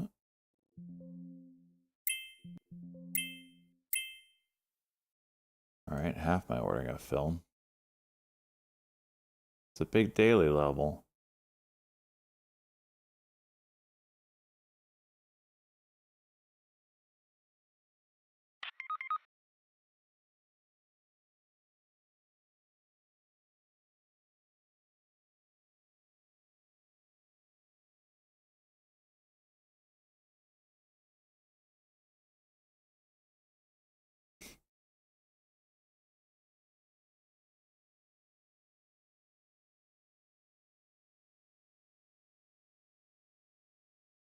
To hold it, not really holding it yet.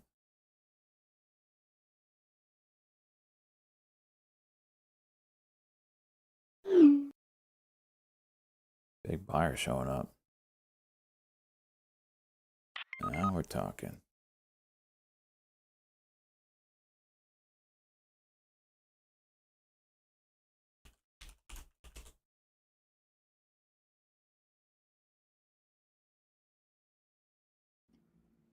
CN Energy Group, ticker CNEY, Charlie November Echo Yankee, halted to the upside. GameStop ripping. At $1.13, trading up 278.94%. It's ticker CNEY. All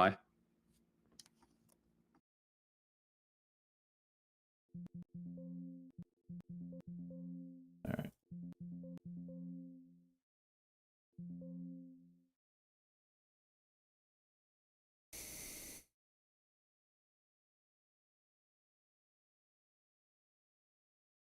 This is open.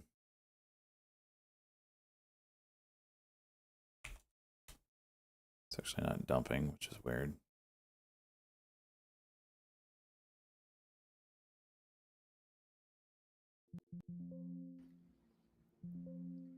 And shares are resuming trade at $1.14, up 285%. Ticker CNEY.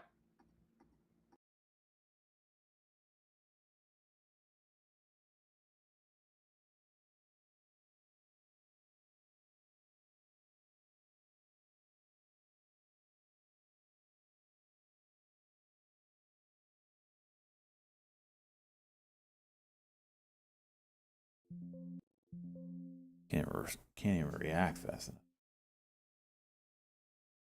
And an E.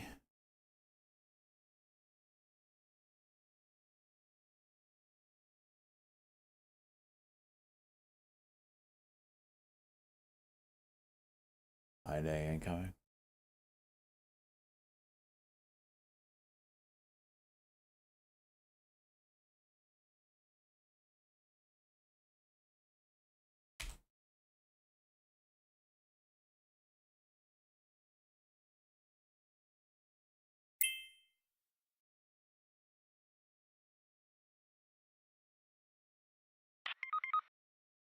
Remember that meow? Yes, I remember your meow.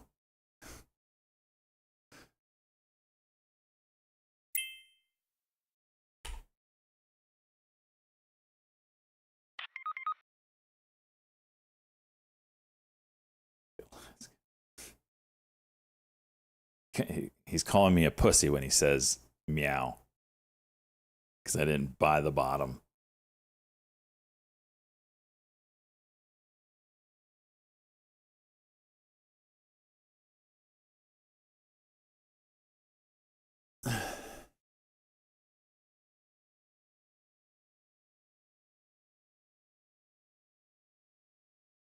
Damn, 30-cent spread.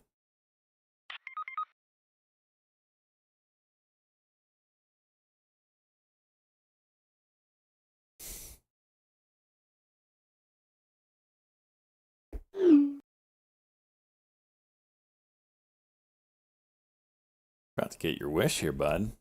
Good God. Look at the candlesticks on this.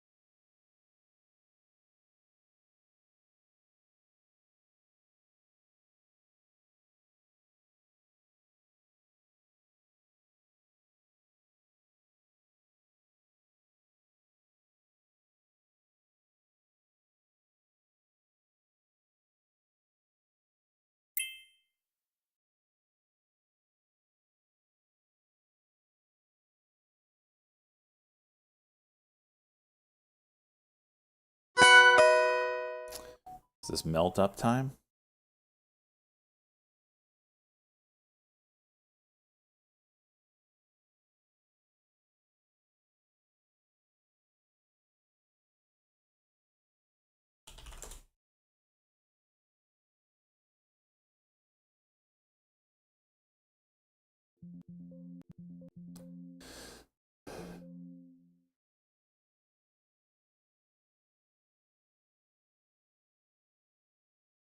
Q's are soaring.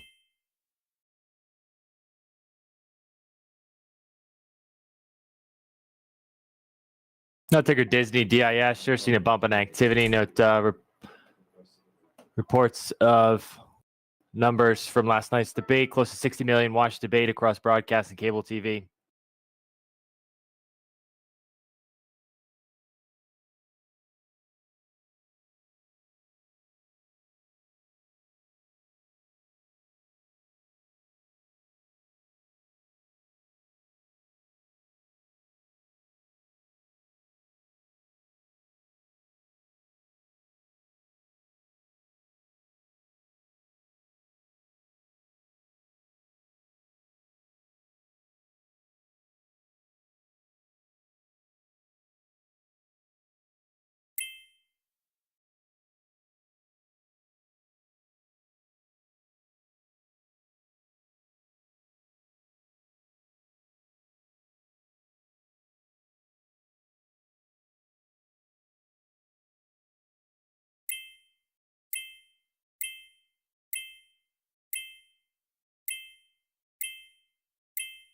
RILY rip. Oh, that's Cheney again.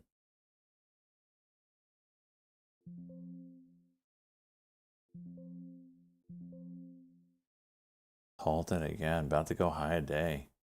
Uh-oh.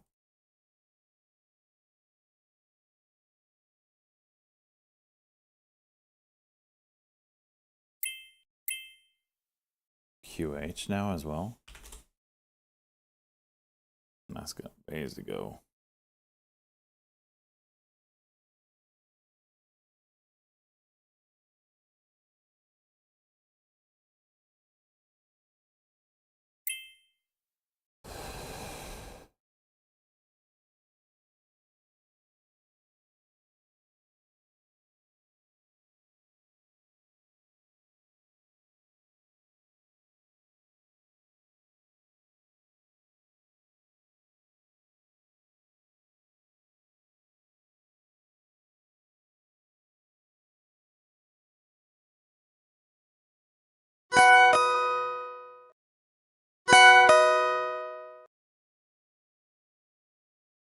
Try it again.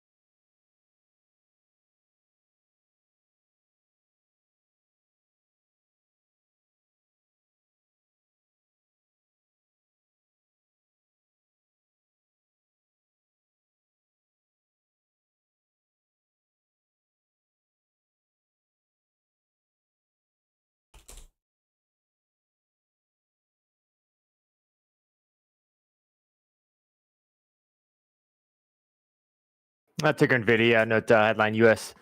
closer to allowing NVIDIA chips for Saudi Arabia. I come from Semaphore. Closer allowing chips to Saudi Arabia. Right at some key levels here, huh? It's a nice timing on that headline there.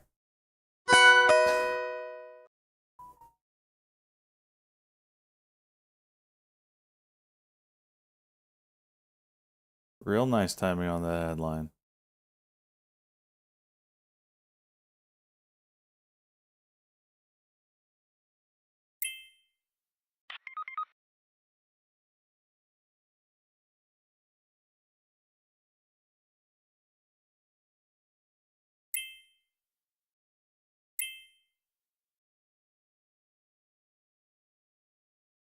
Big seller there.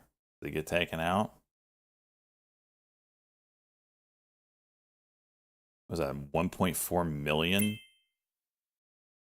Jeez.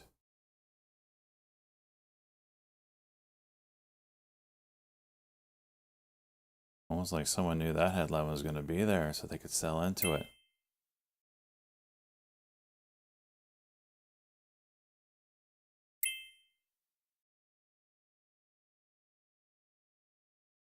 This is going to be a big pop if that goes.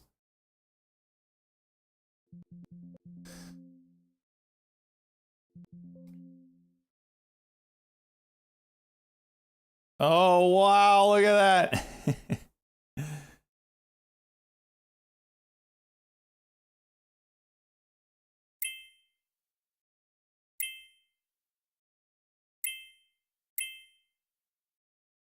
Look at that. Look at my chart. I don't even know where the price is right now. Okay. Everything was dicked.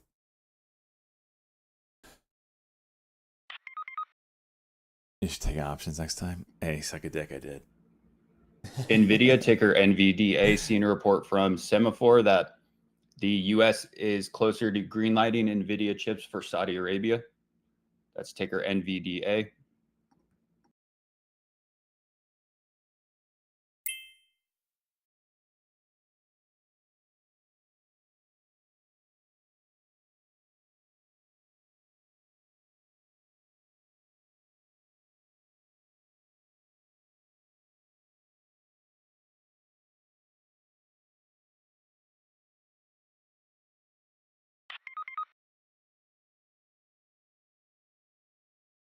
Floor color.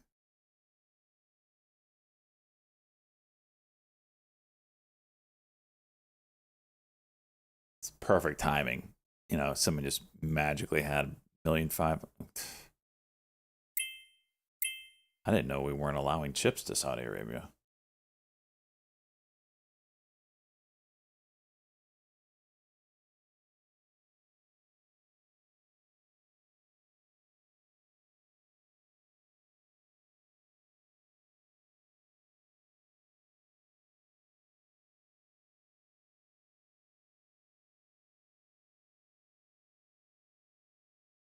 All right. What you gonna do?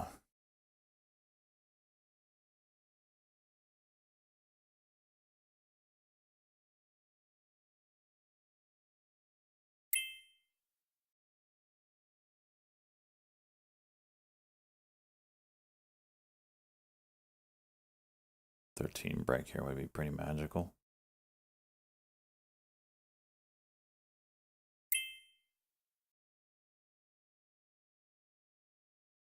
Let's take a Rivian RIVN. Share seeing a spike in activity at the highs for Rivian. Bitcoin's gonna go.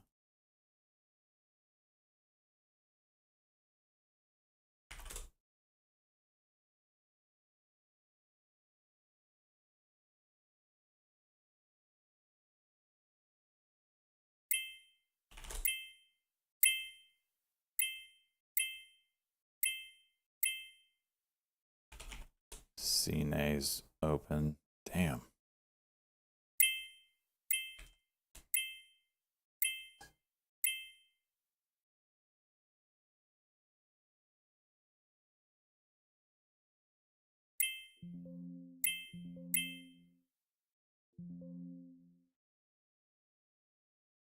Don't you fake us out?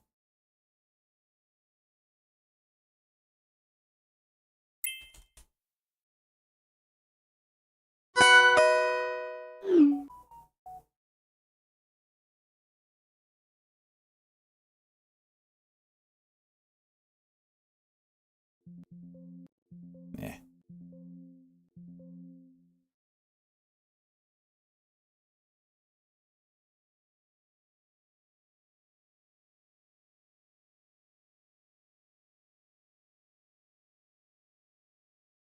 LUNR's working. I'm working.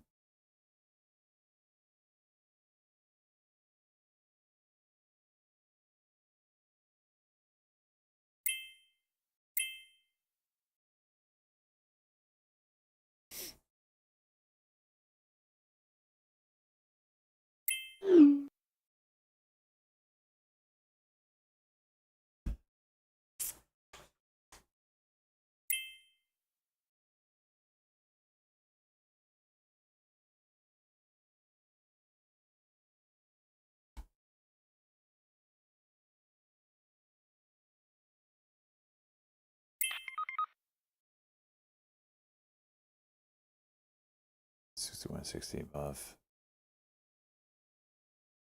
What are you talking about, cheese?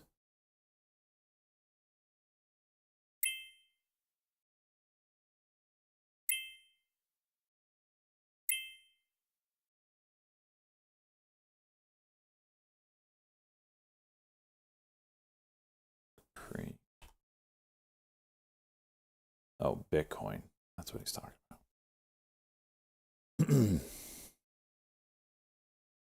All right. I want to bring this up. Same thing I was just talking about. I can't remember everybody's conversation. You don't understand. I have a short-term memory issue. Trying to keep up with 40.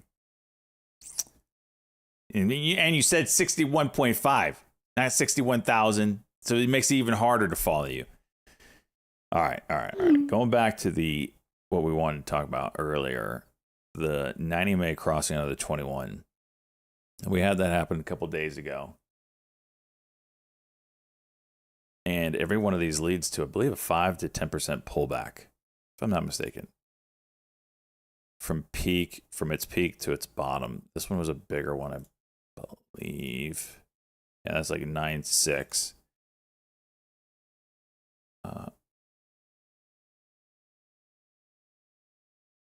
This one, we're at like 4 or 5 right now. This one was 6. This one, 6.9.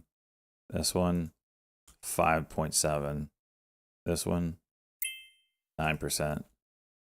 This one, 8.5%. I think as far back as we went. Yeah.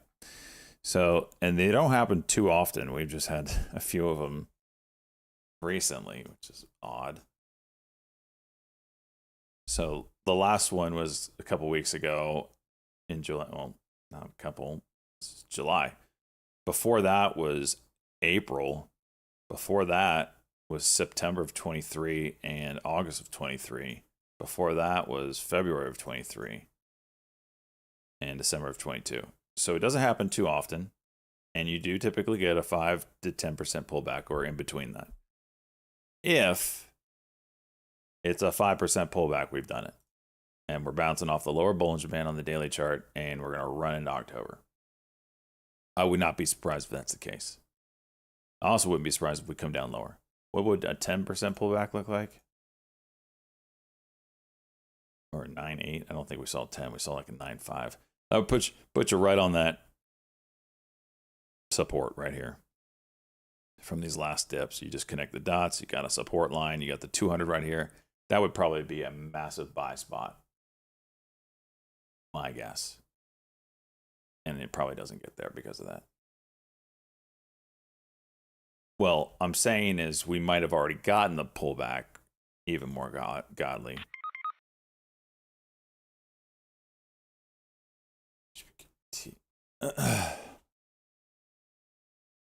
So we're in the midst of it, or I've already gotten it, right? So this is at 4.5.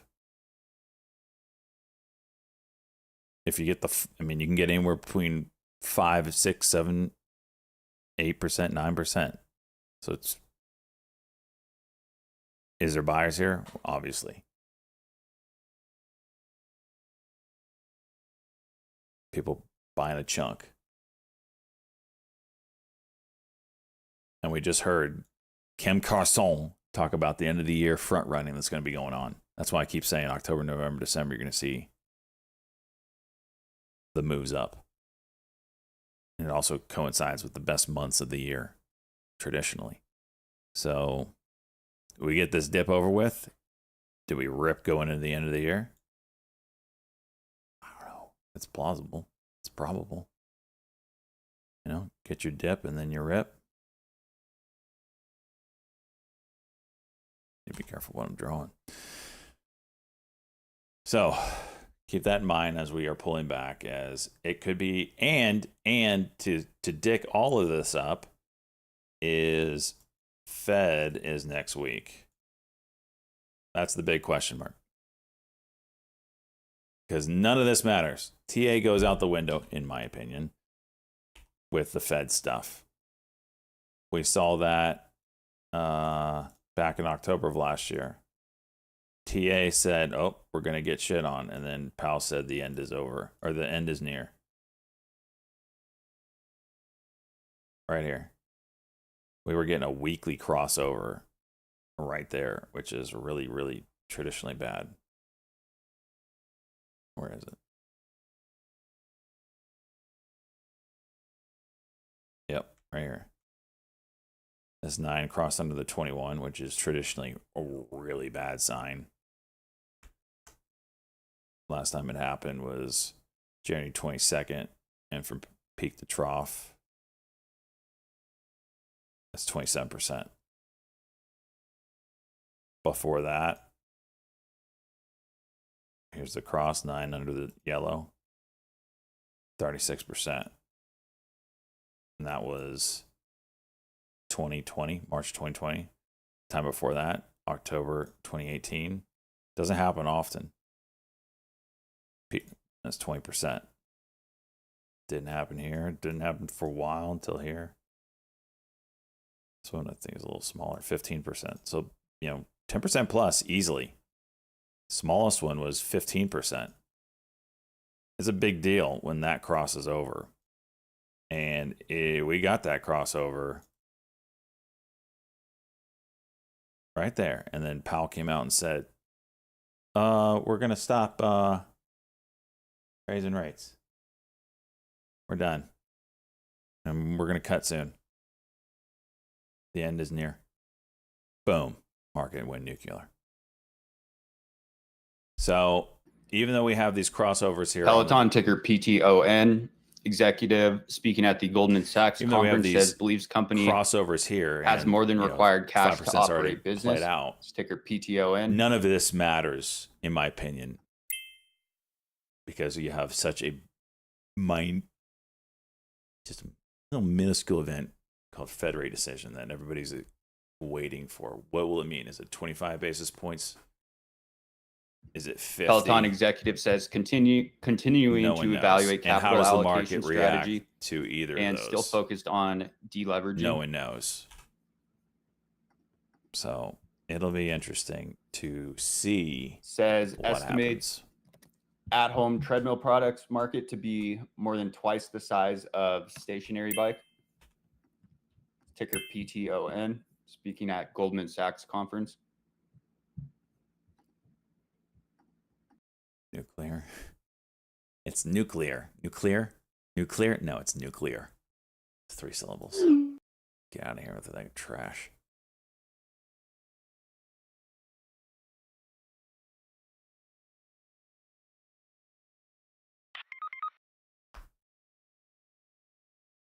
My ass 2 extra mils versus.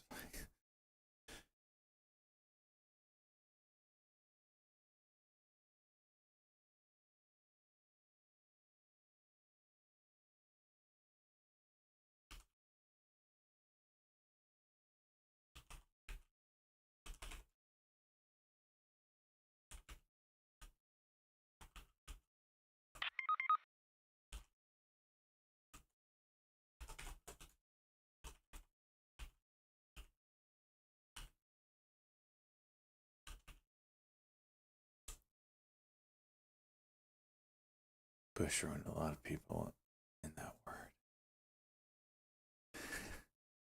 Oh, is that what you're mimicking? Nuclear? Nuclear? I didn't get it. SMMT has a 5-minute with a high a day potential. Still inside a big ass wedge.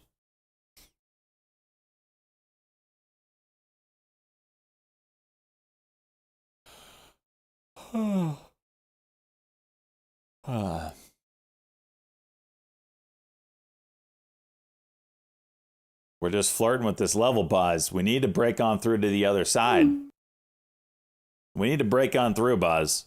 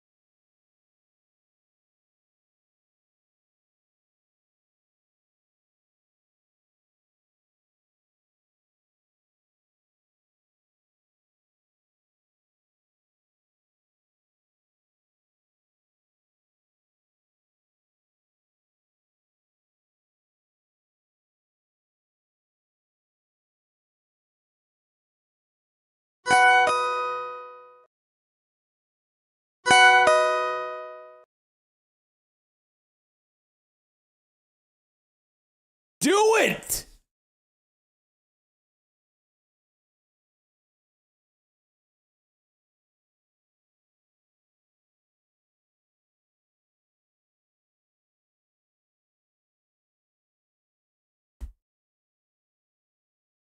Well, NVIDIA is doing me good, so I don't really care what everybody else does. It's doing good. Melt up time, baby.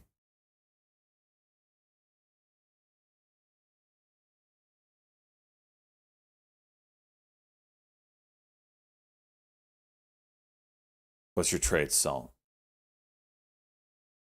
CUNA. Let's go. Peloton ticker PTON executive says considering price changes for some products in certain markets. Sticker PTON.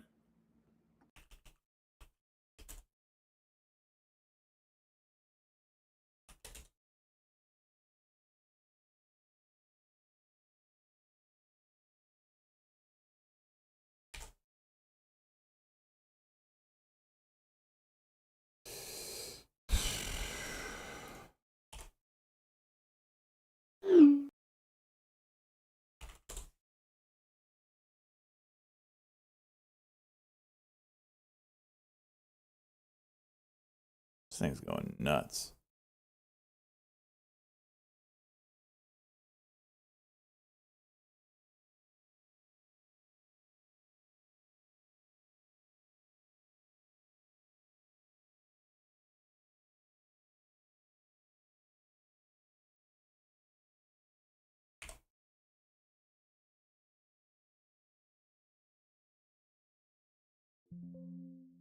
What?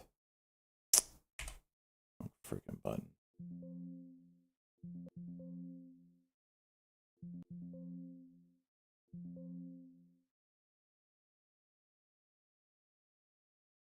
So we are approaching some levels. This is NVIDIA.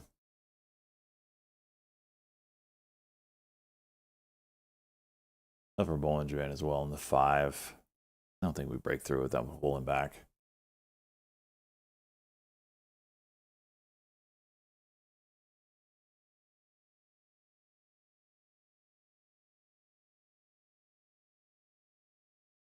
One point away.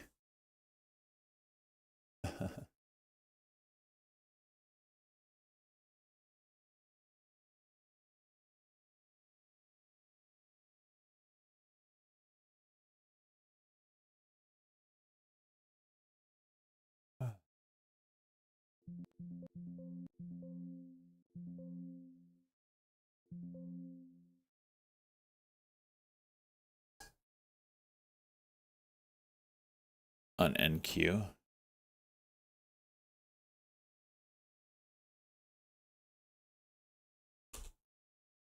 I gotta remember how to do it. What's the freaking exclamation point NQ?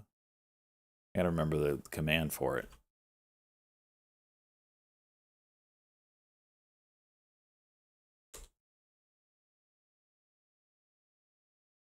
Forward NQ. Nope, that ain't it. Is it just a $sign?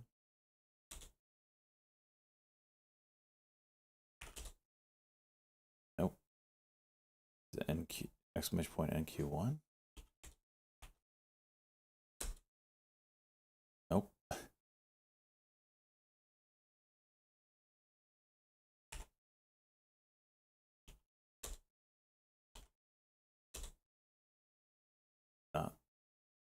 NQ.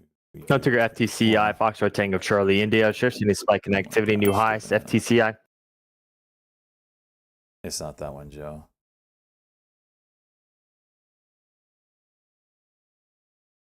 I can't ever remember the freaking NQ command. Let's see if we can just find it in the list.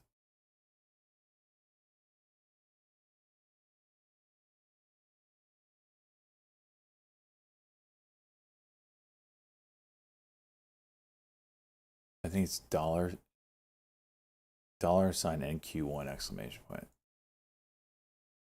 Let's try that. $sign NQ1 exclamation point. Hey, got it. Okay.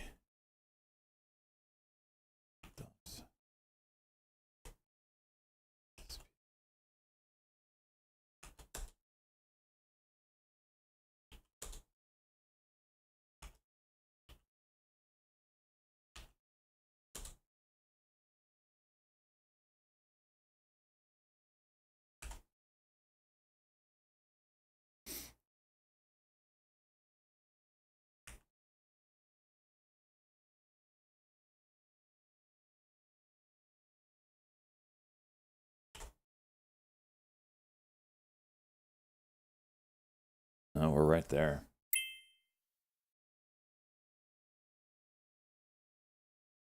A gamma wall.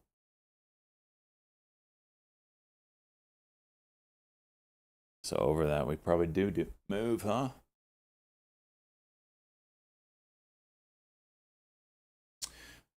Okay.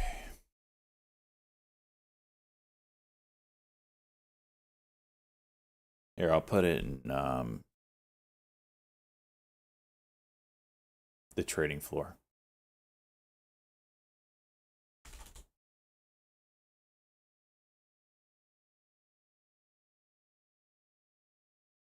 Sugar. I was asked to look at it.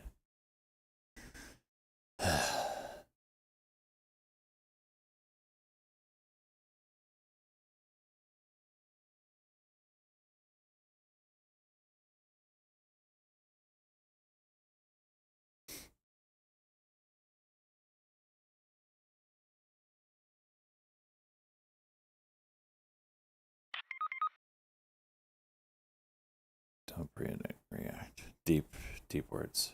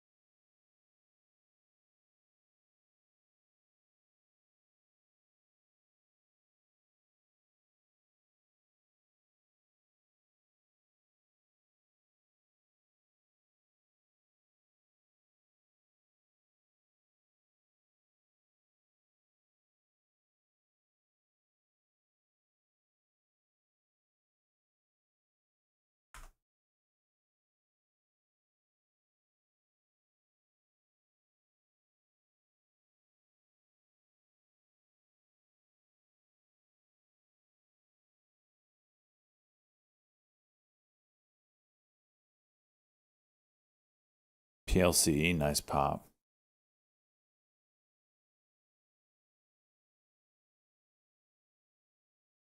I could try him.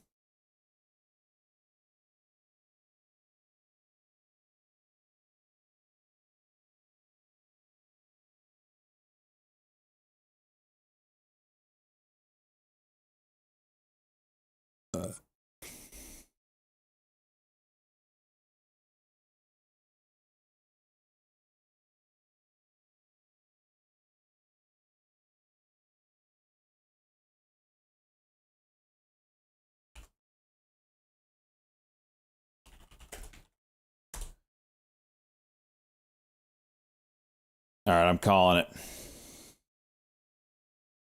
I got a chiropractic appointment. I gotta get ready for. A lot of good stuff looking juicy right now. You know what happens when I have to step away. You know what happens when I step away. You're gonna get that break, Buzz. You're gonna get the break. As I'm signing off, it's breaking. It's gonna go nuclear. I want pictures of how much you all make today in general chat so I can sit in a lobby and wait for my chiropractic appointment and be like, oh, that's a lot of money I could have made.